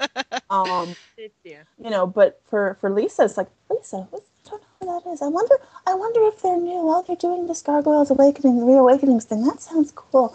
And then she's like, oh yeah, I used to write under Tally Lippin. Oh, I know who that is. One of the first people I used to read. Okay, like, duh. I'm sorry, that's really loud. I can hear it echoing. No, that's okay. Oh, that's okay. But, you know, it's like, Aww. yeah, I know who you are. I know your handle. I have a fan.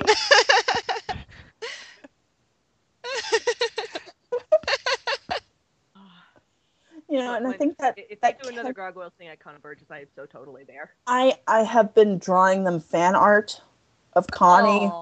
Aww. There's going to be anywhere where there's a blue mug panel. You guys are definitely welcome to come and do Gargoyle stuff, because there'll have to be Greg there for Edmund to be there, because the two are not one but tied Connected together in some mystical way that I don't quite fathom. But so I'm scheduled for MummleCon next spring and for Affinity United in the fall of 2015. So those at least are opportunities. But I want a home. I want a fandom home. And Convergence treated us so well. Mm-hmm. We had such a good time. And nobody had to be like staff. And that was great. Yeah, they've got it all figured out. It's just like, here, this is your room. Talk amongst yourselves. I am so down for that. So it's just like, hey, guys, I'll hail Mark too. Oh, of course, they had me for a mark in the beginning, like when they had the closing ceremonies. And it's like, did you guys have a great time? Yeah, I had a great time, actually. Oh, do you want to see Dystopia's? What? Oh, my God. You know, just they had me at such a polished and beautiful, like, con. Mm-hmm. You know, they feed you.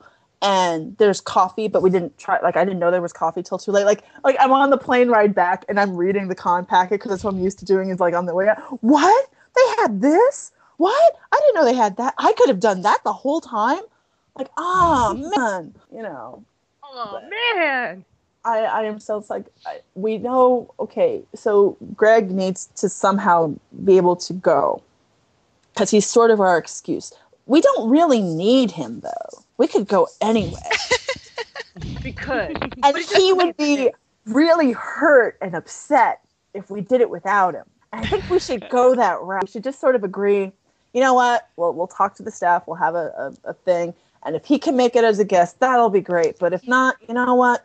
I'm going anyway. We can put it under the guise of the book. Each time he shows up, he has to write at least one new book and then read excerpts from it and then pimp his new one. Yeah, because it's just like that'll dude, work.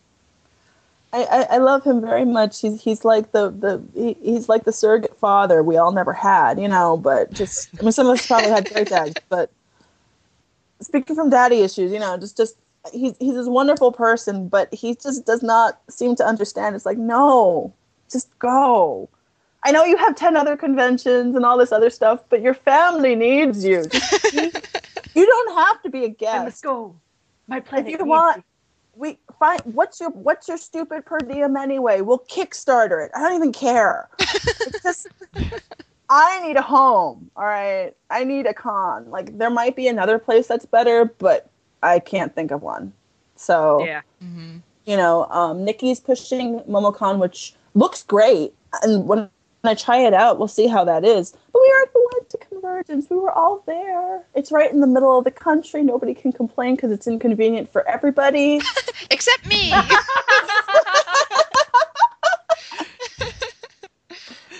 You know, yeah, just that's what I want. If I could put anything out and just manifest whatever I want, I want just every year, maybe not even every year, just every other year, or every 6 months or something. I could just see my buddies and talk fanfic all night. And wouldn't it be wonderful? Yeah. Can you imagine it? Just close your eyes and imagine. Yeah. I can afford to go to Convergence this year, but I know they'll have a Gargoyle track next year.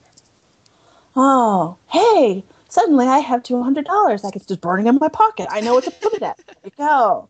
Put it in the bag. I'm sure there's enough of us, like maybe they'll have them as a guest. Maybe they'll know. And I'm sure that if that's the case, they're just trying to figure out whatever. I don't know what they're doing over there. I'm hoping, this is what's going on because they like them. They said they liked them. No backsies.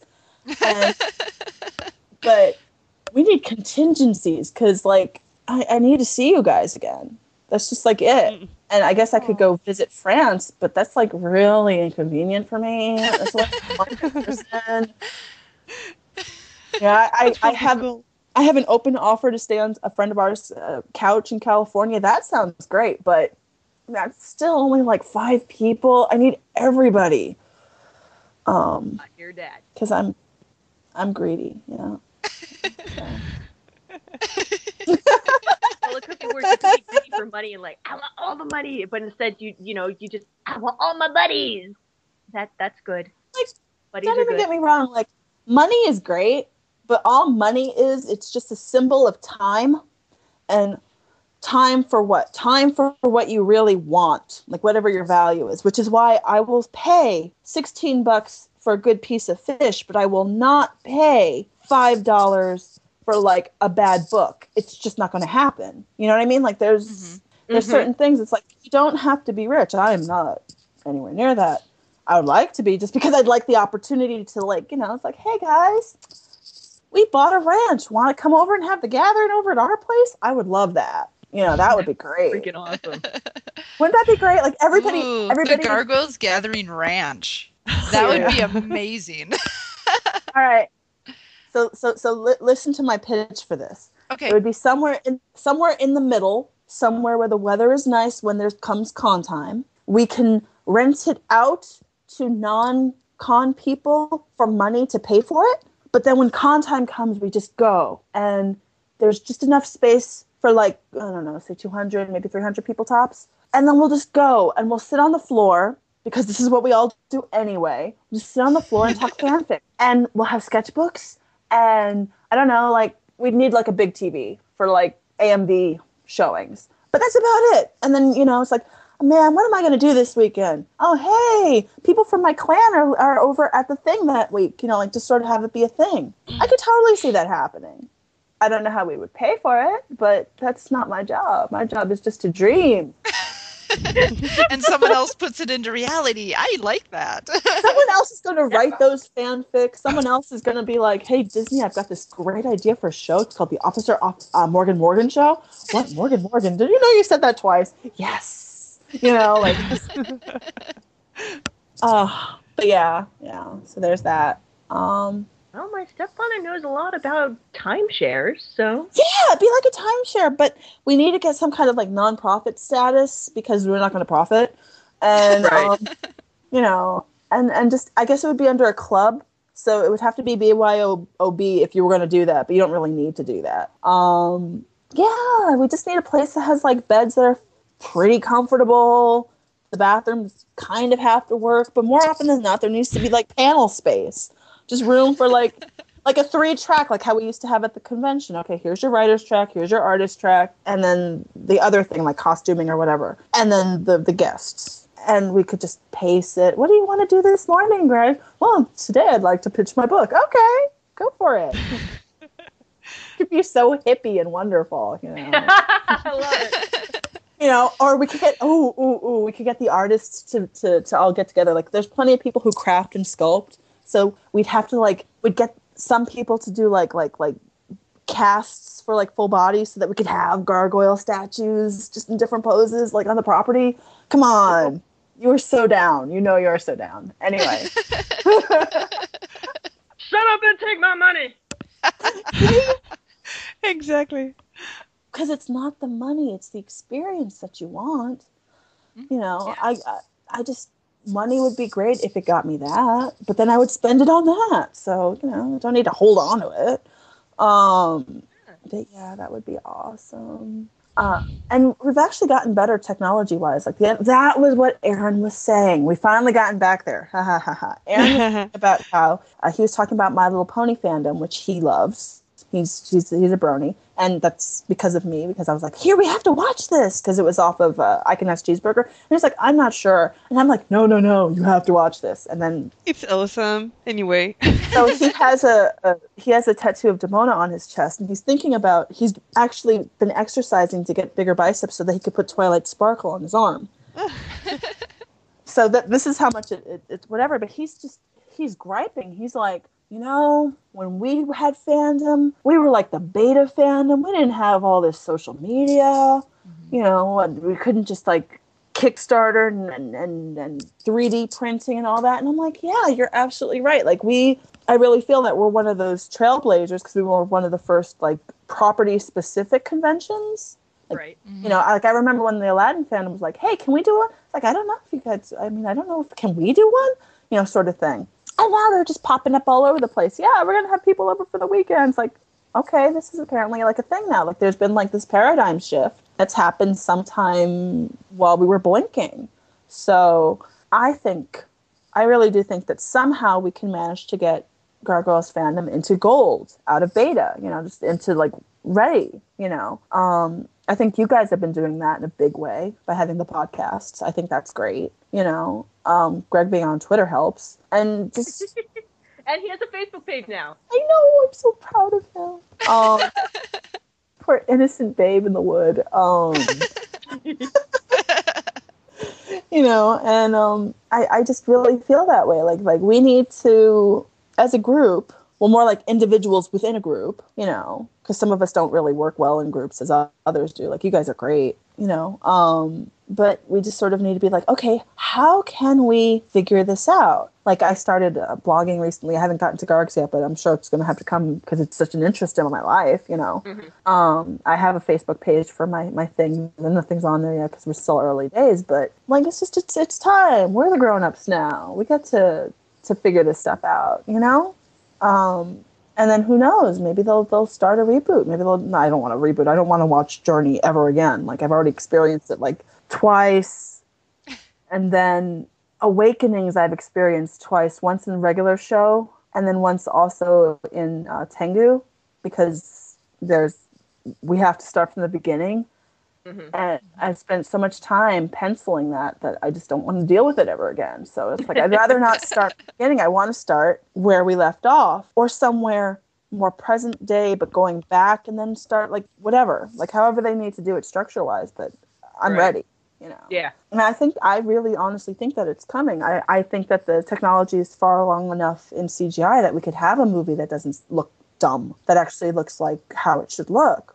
Right. And if they have nails, I'm just going to scream, because I know some people are into that, but they're like hands. It's a long finger. There might be a nail, but it's not really noticeable because the strength is in like the pads. When you see them, they're not like scratching the wall. They just sort of put their fingers right through it, Mm-hmm. But that's like a little detail thing. It's like, but I think the CG is there. I think that would be amazing. So I'm ready for it. I think Dark Ages movie, the regular series, and 2198 working concurrently, and then we can either do Time Dancer and all the rest of the ones like as comic books, and then work them into their own series as like either movies or maybe mini series, because there's so much property, and I'm greedy, and I'm not ashamed to be greedy about it. Like, I've waited long enough. Not. Would you want to see this first? It's like, no, all of it at once. Just give it to me now. No. There's Netflix. Korra streamed straight online and did fine with its last season. We're ready. Just bring it. But yeah, that's the end of that. So let's see here. Obviously you have quite a lovely opinion about the Gargoyles fandom. Please tell us. Gargoyles fandom. I love how all of us have different ranges of social accessibility. Some of us have Asperger's, some of us are autistic, some of us have extreme anxiety disorder, some of us are functioning. like not even, you can't even diagnose. Some people are straight, some are gay, some are bi, some are this, some are that, the other. Just everybody. It's like everybody. Diversity. Like there's all ethnicities, all different countries, like different languages, and just everybody has the same. They're motivated by the same basic belief that I didn't really feel like I was in when I was a teenager, and I'm ready for a family. Like we all went through grief, some kind of grief or another, because the show put us through grief. We start off on grief and learning to cope. And it's this like full of coping mechanisms. And we're all talking about how Gargoyles was this great coping mechanism. Yeah, I taught that. There's so many different kinds of artistry. Like there are writers and there are filkers and there are sculptors and there are painters and there are costumers and there are people who will just talk your ear off. And that's their art too. Like there's so much art and right-brained creativity going on, even with the people who are very left-brained naturally. Like you can get somebody who would think that they don't have any emotional intelligence to have a great discussion on the subject because they're looking at it through the perspective of these characters who are so wonderfully rich and flawed and not, like you can't, I guess you could make fun of them, but I don't see how. Like, what are you going to pick on? Like, oh yeah, Brooklyn, he wants love, He's a bit of a, he was shucking responsibility for a while, but he took a leadership role. Or Lexington, like Lexington, geeky guy, like he can code. How did he learn to code? Like there's no books. He just did that on his own. Like I can understand having like a technical ability. Oh, these are where the wires go in here and this and that. No, he fucking taught himself like Linux. Like what? Like you can't even like hate on that, Or Macbeth. Macbeth is a great character. He's so tired and weary and suicidal, and somehow dealing with the one person, like he has a confrontation with the one person who he could actually work out his suicidal rage on, and he ends up thanking her for it at the end. Like, well, she did lie to me, but taught me I could love again. That's good. Like it's just so like well adjusted, and as a fan, we all have our problems that we have to. They're not 23-minute I can solve my back pain problems. They're not, this bad guy happened and now he's not, I got to shoot him with a blaster rifle and now he's gone. Like that's still my boss or my spouse or whoever it is. But we learned from a show that taught us that it's not about winning. It's about every day coming to terms and redefining what your goal is. Like, okay, all right, this hampering disability is not going to change tomorrow or ever, but I can be happy right now. Like I can do the thing that makes me happy right now and not feel guilty about it. And that's a win. It's one of those things that maybe it's not directly related, but because we identified in this thing that taught these specific lessons, we're kind of like able to make those sort of decisions. Like, oh yeah, it sucks right now, but good things can come of it. I don't know. And, we're all older. Oh, we're old. We're all so old. I know. I was talking to my coworkers. Yeah, I saw that show when I was 10. I don't feel old at all. But it's just... I wasn't born yet. That's what I deal with. Nobody in the school... Well, I mean, I work with kids. So I look through, records and stuff and I see, okay, born 2004, 2005, 2000. Oh my God! There isn't the 90s kid here anywhere. Oh my gosh. Or like when I was growing up, so Gargoyles is my favorite show and it's from the mid 90s. But I grew up on animation from the 70s, like The Point, Shinbone Alley. Much, much, much later, like within the last couple of years, I was actually reintroduced to Ralph Bakshi's work. His incredible stuff, very very much 70s, very much in the time period with the ultra brutally honest New York savvy kind of grittiness, right? With Fritz the Cat and what's the other one? Oh gosh, Heavy Traffic. Which don't watch those if you spoil, like trigger alert, don't watch those. But watch them if you want to, because they're worth it, even though they're kind of shocking by today's standards. But in any case, so I have this like 70s going through the 80s into the 90s, and that's where my awareness is. And all the stuff that kind of came after, I might like a show, but I'm not attached to it. So I'm talking to people who are like, yeah, I grew up with whatever. I don't even know what, like Sam and Max. Like, I kind of know what that is. I know it's funny, but how do you feel about, Care Bears? Wait, Sam like, and Max, LucasArts Sam and Max? Yeah, like I didn't watch those. That was after me. Wait, they had a cartoon? Oh, wait, they did have a cartoon. They totally had a cartoon, It was a rather short-lived cartoon. But as an adult, it's like, yeah, what do you think my child should watch? Oh, Last Unicorn. What? There's quiet moments in there and sadness. Yeah, it's good for you. All that 1970s, 1980s mentality, it allows it to be quiet and sad and morose and have bad endings and stuff like that. Whereas like now it's like, it's funny. It's very self-aware. It can be very smart at times, but I don't think that they allow their kids to like really suffer the way that I suffered. And, that kind of like suffering through a cartoon shows, I think really beneficial to you, or if you've ever watched Fraggle Rock, man, you remember the gaiety and all the happiness, but they went through some serious stuff, I forget where we were going with this. I was loving the fandom. I loved the fandom, but that's kind of why, like, that's where I'm coming from, is from this, like, getting to appreciate all the storytellers underneath the experience I had when I was younger, and the person that made me. Like, I think we were talking about that a little bit earlier, but it's like, yeah, you have issues with your parents. Everybody always does. And you always end up kind of the polar opposite of your parents and more like your grandparents, because that's kind of cyclical and like a good reaction thing. But if they hadn't messed you up, you wouldn't be who you are. Like, I'm very diplomatic because of a reason, or, like, I learned how to parse words very well because of reasons, like, that's, right. But I love those qualities. So you can mess somebody up, but you can't keep them from becoming the person. You can only help them become the person that they become when they're ready, Yeah.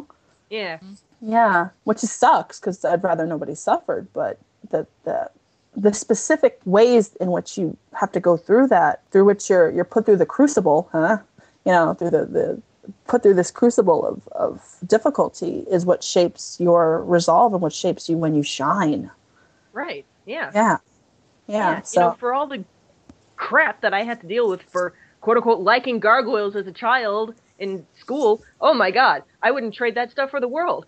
Gargoyles is Gargoyles is gargoyles, man. I could tell a whole bunch of stories, but I know I babble, so I won't. Yeah, I would not take back a single look of complete, I don't understand, what are you talking about, gargoyles, like not getting me at all.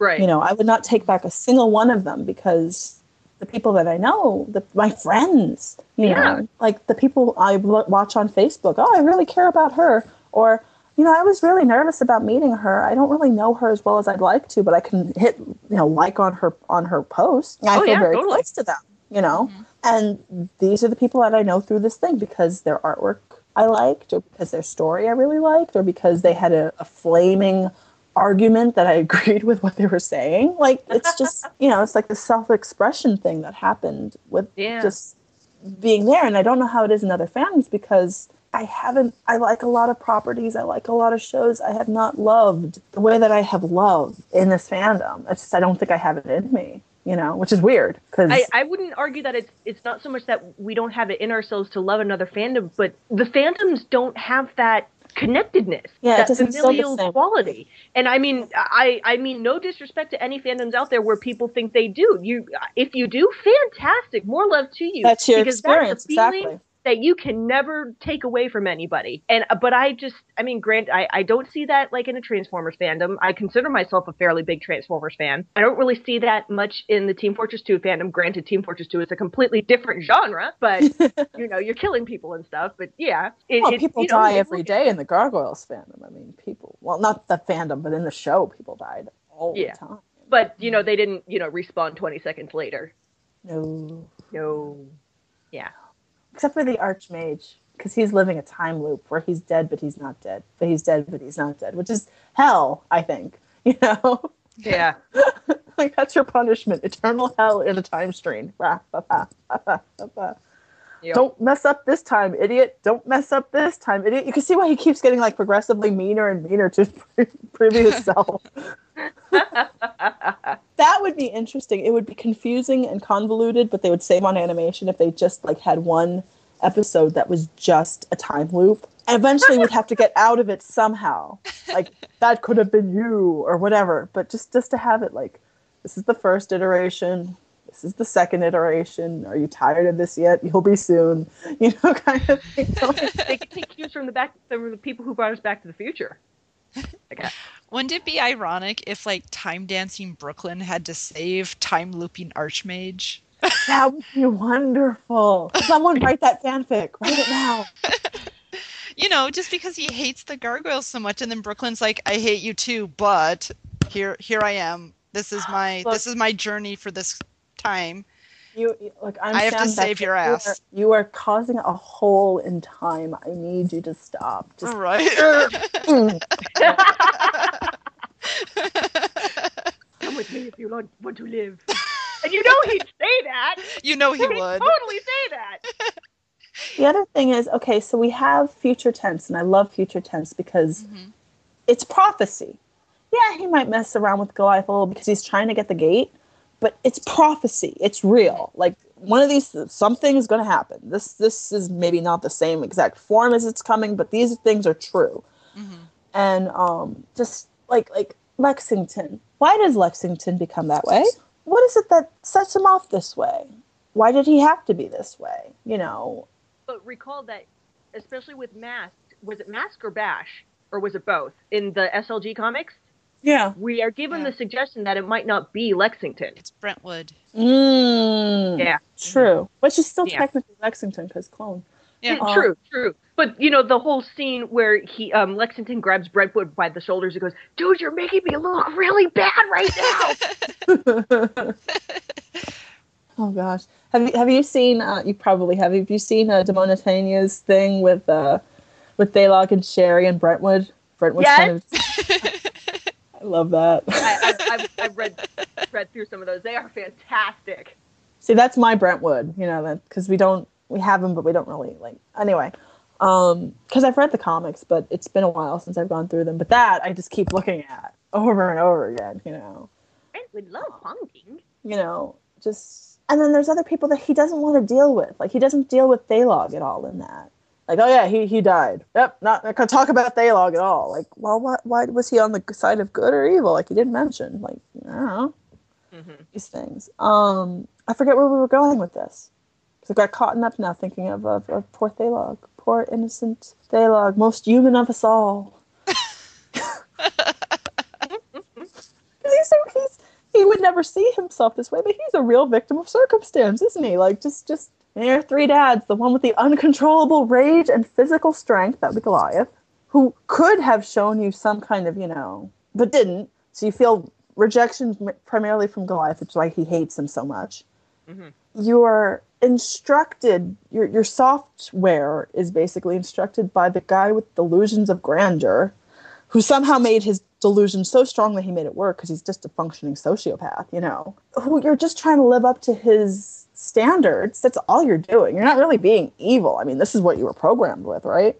And then the geneticist who camps like nobody's business, chews on the scenery, and he's the one you spend most of your time with. Like, how did you think this was going to end up? Really? Like, come on. He appears to be having a good time, but it's like he's had a lot of choice stripped away from him. He's just sort of what he is because that's how he was made, you know? And then you get into this, like, well, on some levels he's an exploited creature, but on other levels he is like a very scary, dangerous mastermind. Because he happened to be messed with by like the strongest people in 3 different fields to mess with. Yes. You know, just wow. Like, what's up with that guy? Like, what is he gonna do? What will he do next? You know, like, he spends a lot of time moping, and I think that's why he's with the Illuminati and with Sherry, so that she can kind of take this tyrant and make a king of him. But a king of what? You know, like, that's what, if she's who we think she is, and she's Scheherazade, who she may or may not be, because I don't know if I don't know. It's just fan theory at this point. But her whole thing was about telling stories to this king who was completely amoral and vicious and angry, and slowly but surely turned him into a wise leader through storytelling and parables and stuff, right? So what's he meant for? And this is why it bothers me every day that there's not like 10 Gargoyle series is going on all at once that I don't have to do anything about, but just like enjoy. I feel your pain. Just too many questions. Well, who knows? Maybe that's even part of the allure of Gargoyles. Yeah. Yeah. Because it doesn't dictate. It just suggests so much. Yeah. Because it's a history. It's like Game of Thrones, but on Earth in modern day, you know. And there are these, you know, like, what's Fox's deal? Why is she the way that she is? Just all this stuff. I don't even know where I'm going, but I could talk forever about like character motivations and trying to figure these people out because they're people. You know, they don't come across at all like, well, this was created to fit this role in this story, like, because they're characters who are like that. Right. And no, it's just like we're watching it through Goliath's perspective, because Greg has said that. That's how we tamed the show and finally were able to make it, because we put it through the prism of one person's experience instead of just trying to tell all the stories at once. But even if you just shift it slightly to Elisa's experience or anybody's, it's a completely different show. Oh, yeah. Completely different. My favorite character, not a female, is, and I've said this before on Twitter, it's Renard, Fox's dad. Oh. Happy Days Fox. Yeah, that guy. You know, because what this poor man must have gone through, that he finally comes to the point where he's willing to let go of the only thing that, you know, his personal power, which is for him, which was first his inordinate intellect, which he still has, his great love. Like, he was interesting enough for the Queen of the Fae to give him a shot. Like, come on. You know, this is a very that's actually a really good point. You know. She chose him over Oberon. She chose him over Oberon. She not just chose him, she chose him in such an interesting move that Puck had to be, what's going on? I'm going to follow you around because I just don't get you. You know, and like, seriously, he loses his physical body. Like, he's face to face with his mortality. He finds a way to get around it. The one thing, does he tell his son-in-law, hey, you could become a golem, right? No. Like, save his Xanatos would never even think of it, you know, even though he's looking for immortality too. And he gives it up due to his own integrity. Like, wow, man, like, that's hard. That's like hard stuff. Like, you've chosen loss, because to do otherwise would not be you. Like, you know, that's how strong his moral core is. So he's like my favorite, like, not female character, because my favorite character female is Demona. But he's interesting. Like, what was the other thing we were talking about? I mean, I could just go down the list. The Were-Panther people, what are they doing now? Like, just everybody in this stupid story. You know, you don't even have to focus on core cast. There's stuff going on for everybody, you know? And wherever you are in your emotional, like where you are, like, learning, there's somebody who's feeling that way. You know, there's somebody for you to identify with. And I don't think that this was something that the team was, like, up late at night, like, oh, we really need somebody to appeal to people who are really rich and have daddy issues and need to become ninjas. Like, fuck, like, no. Yes. And she will fall in love with the upstart billionaire. And it's totally going to be Lady and the Tramp. Like, oh, it is, you know. You know, like, I still want to know how they met. Aaron totally ships Elisa and Dracon pre-show, like, in their teenage years, because her venom towards this guy cannot be unwarranted. There has to be a reason. Well, you hear about people who ship Xanatos and Elisa pre-show too. Well, they have this wonderful chemistry. Yeah. I can see that. And yet at the same time, there's so much underlying. Like, I realize she's the police officer and he's the crooked villain that she can't catch. So maybe that's just her angle. But yeah, I mean, you hear those stories and it's like, could be. I mean, who's to say? Well, it's not just that. It's also she comes from a very strong middle-class background, even though she's biracial. Like, that's awesome. Like, here she is, this biracial character. Her family has come to terms enough with, the mother fully embraces her heritage. The fact that she goes and storytells in her country of origin, right? Like, this is what happens. Her father does not. Her father has abandoned the old ways and he's just being a cop. Like, I see what I see, which the cop is like very like not believing, like, you're taught not to look for zebras when it should be a horse, like, nope, right. No supernatural stuff here. And he's, obviously touched by supernatural forces since he was a young man. And then you have Elisa, who's like this perfect mix of the two, and her younger sister is going to have a different experience. Her older brother is going to, or is he younger or older, Derek? I think he's the middle. Yeah, he's going to have a different experience, especially because he comes off, he looks black versus Elisa looking Native American, even though they're both biracial, equally biracial. Right. Mm-hmm. His experience is different. And then so you have her, who she's, she comes from a very staunchly middle-class background, but that's a mixed background, with very different people in her life.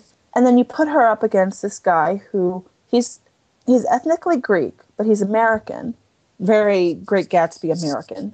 And in that, we've discarded our former life, and now we're doing what we want, no matter who it hurts, Like, I would love her to have a conversation with his father. I think they would get along swimmingly, But so you have Xanatos, who thinks he's above the police when he's really not. And then you also have him interacting with, he's like, yeah, come on, Elisa, come upstairs. I'll show you my castle. Like, would he have done that for anybody? Like, why does he know that they must have dealt with each other before, because I don't imagine him letting like Officer Bluestone, Detective Bluestone going upstairs. I just don't see it playing off the same way. He's always like, so, oh, here you go. Have whatever it is you need. I've got it for you. I've got you, baby. Even though, like, I'm not going to give you what you want. I'm going to give you what you're asking for, because I've been hanging out with like a trickster for like the last 5 to 10 years. I don't even know how long, and this is just sort of his thing. Like, he's just constantly having fun wherever he goes. And she's the opposite of that. Like, she does not want to have fun ever. She does not want to be like social. She doesn't want to tell her family what's going on. She doesn't want to she just likes to escape in her work. Like, she's a workaholic. Mm-hmm. And it kind of works out that she falls in love with somebody who's also a workaholic, and they can work together. But that's a really interesting ship to think of them, because there's such a contrast, I've never actually considered them before, but I could totally see that. I ship Goliath and Xanatos, but that's a different ship together. Oh, wait, you don't think he's not the littlest bit in love with Goliath? The guy made armor that looked like him. Come on. I'd have to give you that. I think it's idolization, if nothing else. Well, other than Fox, he didn't know that he could be in love ever before. Fox was the first one to actually, so for him, maybe that was what love was. Like, you don't know where he's coming from, because he's a person, a really weird person. In my head, he's this ultra romantic figure who, why is his mother not with them? Why does he collect old coins, or, or started a collection of old coins and then turned to tech and mercenary business? Like, I don't think he started off evil. I think stuff happened. I think he went down the revenge path, and he kind of ended up where he is. That's what I think. Well, if we recall with the episode Vows, the whole idea is that he saves a coin, which was worthless at the time, and tells the Illuminati, which he's a member of because of this. Yes. So it's all kind of, I mean no disrespect when I say this, it's the best term I can think of, convoluted, but it's like, whoa, it's that, and I'm going to take from another fandom here, wibbly wobbly, timey wimey stuff that we can never really, fully comprehend, but it's there and it happened. And it's like what Xanatos says after Goliath tells him, if I knew that you wouldn't, pardon my language, fuck with the timeline, I'd leave you right here, right now. And Xanatos says, well, you won't, because you didn't. Time travel's funny that way. Yeah, it's just his arrogance. It's just pure, like he says he's looking for immortality, and he kind of finds it when he has a kid, because I don't understand that. It's not my value system, whatever. But he already won the game. He won the game so long ago that he's just hanging around, enjoying other people playing the game. That's why he doesn't mind. Yeah, he doesn't mind losing. He already won. I don't know what he won. I don't think we saw when he initially won. I don't think that was him raising Wyvern above the clouds. I don't even think it was him. Like, what was it? Like, it had to be something that he's just like, I'm happy for the time I have. Wow, I'm still alive. This is great. I would hate to die now because I won and everything, but I'm kind of bored. I wonder what my gargoyle boyfriend is doing. Hey, honey, I'm going to annoy you till you hit me. You want to fight? We could play fight. I got armor. It looks like you.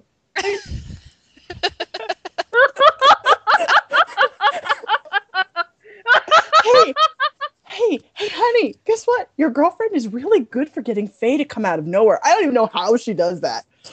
Why don't we go bother her cousin or her sister? Her sister's at college. Let's go mess with them. Like, that's just. In other words, he's the ultimate troll. He's a troll. He's such a troll. He's like the troll. He's the troll that I wouldn't argue that every troll wants to be him, but he's the greatest troll that you could ever encounter as a troll. It's like the troll I'm sorry, go ahead. Jareth is the Goblin King, and David Xanatos is the Troll King. Just like, there's no, like, he's just like, you know what, guys? I'm bored. Let's go up to my palatial estates. It's called Xanadu. And we'll go play mercenary up there. And I don't even know I still don't remember what the whole point of that was, other than to pick up her brother for why. Like, I want to give your girlfriend, you know what, boyfriend? I want to give your girlfriend's brother mutant powers. What? Why? Because I already won, and I'm just messing with y'all. Like, he's like both the best and the worst antagonist in the world, because he's just so random. But there's a reason to everything. It makes sense to him, and that's all it has to make sense to, is to him. He doesn't care if anybody else is like, why eels? Well, because we need the electricity for the power and the wings. Why do you need to make cat people, David? Why? Because science. No, why? Why can't you let, like, there's other people. Brode would be happy with this technology. That could have really helped your dad-in-law if we made him a mutate. We could have just made Halcyon Renard a mutate, and he would have had some kind of healing factor. Woo, done. But no. But healing factor's already been done. Yeah, but no. We're just going to take homeless people and give them superpowers. Because why not? Like, they wouldn't be missed. Terrible well, yeah, it's her, but she's now a gigantic bat cat person. I think she could go home and confront her abusive family now. Because she had to leave for something or other, right? She left because she wanted to become famous or something. Like, I thought, she needed a fresh start. From what? She could go confront whatever the thing is now because she's a lady. She could take it. Whatever it is, She won't think to do that because, she's moved on because she's accepted this new, like, thing. Because in the end, we're taught over and over again not to choose revenge over, like, leadership and making something better. But she could have. It's like, did you do, like, a psyche valve on these people? No. You just said, I want some cat people. Can you hook me up, Severius? I my gargoyle boyfriend and his clan, and, like, they don't want to live with me, and I'm sad. So I'm going to make robots to fight them, and they'll come back home. That didn't work. I guess I'll reanimate my gargoyle boyfriend's dead friend, and he'll be happy with me now, right? Oh, that didn't work neither. Like, he totally, in one sense, the Xanatos tag is brilliant. In another sense, his thinking outside the box is, like, so schizophrenic. Oh, that didn't work. I'll make cat people. You'll love that. They're like gargoyles. They're kind of like gargoyles. Come home, Goliath, come home. And then Goliath doesn't, so he makes a new one. Like, this one will be just like me. It'll work out perfect, and then we can make muffins together and sell arms to the Russians. Like, it's a terrible way to look at, like, one of the best written antagonists. But if you're going to look at it from that perspective, it's just like, why would you do crazy things if you don't honestly and deeply love somebody? Why bother? Yeah. I'm not saying it's like a romantic, like, rubbing stuff together love, but it's love. It's just dysfunctional love. Well, I hate to have to close, but do you have any questions or shout outs to followers, or you want to say, oh my god, you guys are pieces of crap and I hate you and I can't believe it? I would never ever say that because I don't believe it. I would say, write your fanfic, draw your art, see you next year. And by which I mean one of you people need to write me a fanfic about what, at least one of each of you. I can take several variations of all the ideas that I have outlined to you, make them happen. I would also like a Kickstarter so that regardless of those, so that we as a fandom can pick the con that we want, and then we can just afford to bring Greg on because he needs to go. I'm sure there are plenty of people who can figure out the logistics of that. I leave that to you. I am in no way in control. I am merely here to whine about what I want. And so that, and if anyone can do a cover of Will to Love for Greg, it's from Witch. The lyrics are on S8, Ask Greg, but the song never finishes because they only put like the first and second verses with the chorus, but they don't have the end of it from the show. And I really think if one of you guys has like an acoustic guitar or a band, just like 100 people need to do that and just put them online and tweet them to him because I want it and we can pretend like it's for him, but I want it. and that's it. I'm sorry, go ahead. Oh, that's it. Other than that, I love you all very, very much. Even the ones who don't think I love you, I love you. Aww. And before we go into, why don't you go ahead and tell us a little bit about Tengu then, if you can? Last Tengu in Paris is a adult comic. It is primarily a not at all a parody of Gargoyles that allows for certain characters to have pairings that they wouldn't be allowed to have otherwise. It's not that at all.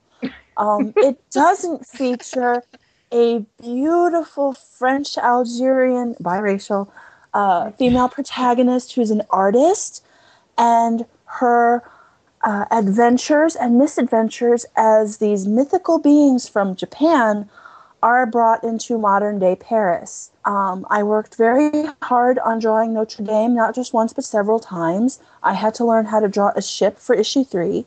It is not currently anywhere you can find it online because I don't really want to find it on a free site. But eventually Tengu will be back. It is everything you will ever have dreamed of and more. I have read the scripts. Edmund Sabard writes in a way that I can only describe as squishy. And and he is not at all like or any way connected with Greg, except for he somehow is connected with Greg because we have to deal with him through Greg. But it is not a parody of Gargoyles with adult content. Not at all. It is completely different. And you are more than welcome to tweet to bother us about making more. You can give us suggestions on a Patreon or a Kickstarter or whatever that might help, because we do have to pay for the work. And to pay for the work, we need to get money. And I draw it anyway, so I would happily show anybody for free, but I got to pay, not Greg Wiseman, but I need to pay Edmund for writing. Otherwise, we don't get new ones. And it's a way to get content that is not at all connected with Gargoyles that you'll be very interested in enjoying if you enjoy adult content. The characters are nice and full, and they have relationships and stuff, and it's cool. And that's that. So it's definitely NSFW. It is definitely NSFW, but what I really like about it is that it really has a focus on emotional resonance. The characters, like, there's a lot of like contact, like it's very real. Like I think there's different body types, there's different representation, there's all sorts of different, like there's the same kind of diversity that you would find in a gargoyle-like show, even though that's not at all like gargoyles. At all. And that's that. So yeah, cool. So this has been wonderful. Thank you, guys. You have been absolutely fantastic. We do apologize for trying to rein you back in, but I guess the recording system that Carell has currently, it only allows you to record for like 2 hours or something. Is that right, Carell? Thank you for letting me. I'm trying, yeah. Okay. Yeah, we're looking into finding a better recording system. And if anybody has any suggestions, drop us a line. You know how to find us. You can Facebook, you can tweet. Just tweet out into the open air with the hashtag use this instead. And Yeah. you'll find it. Like, seriously, like, just be like, at Angel Carnivore, you dummies, do this. And I swear I will read it, and I will. We have a Gargoyles Reawakening Twitter, too. Ooh. We do. Is that at? What is it called? At Gargoyles Reawakening, I think. Yeah, hit that. Totally, like, write that down and, like, just write them messages and tell them that you love them. That's all. That's all it takes. I like you. There's social media now. We're so into it now.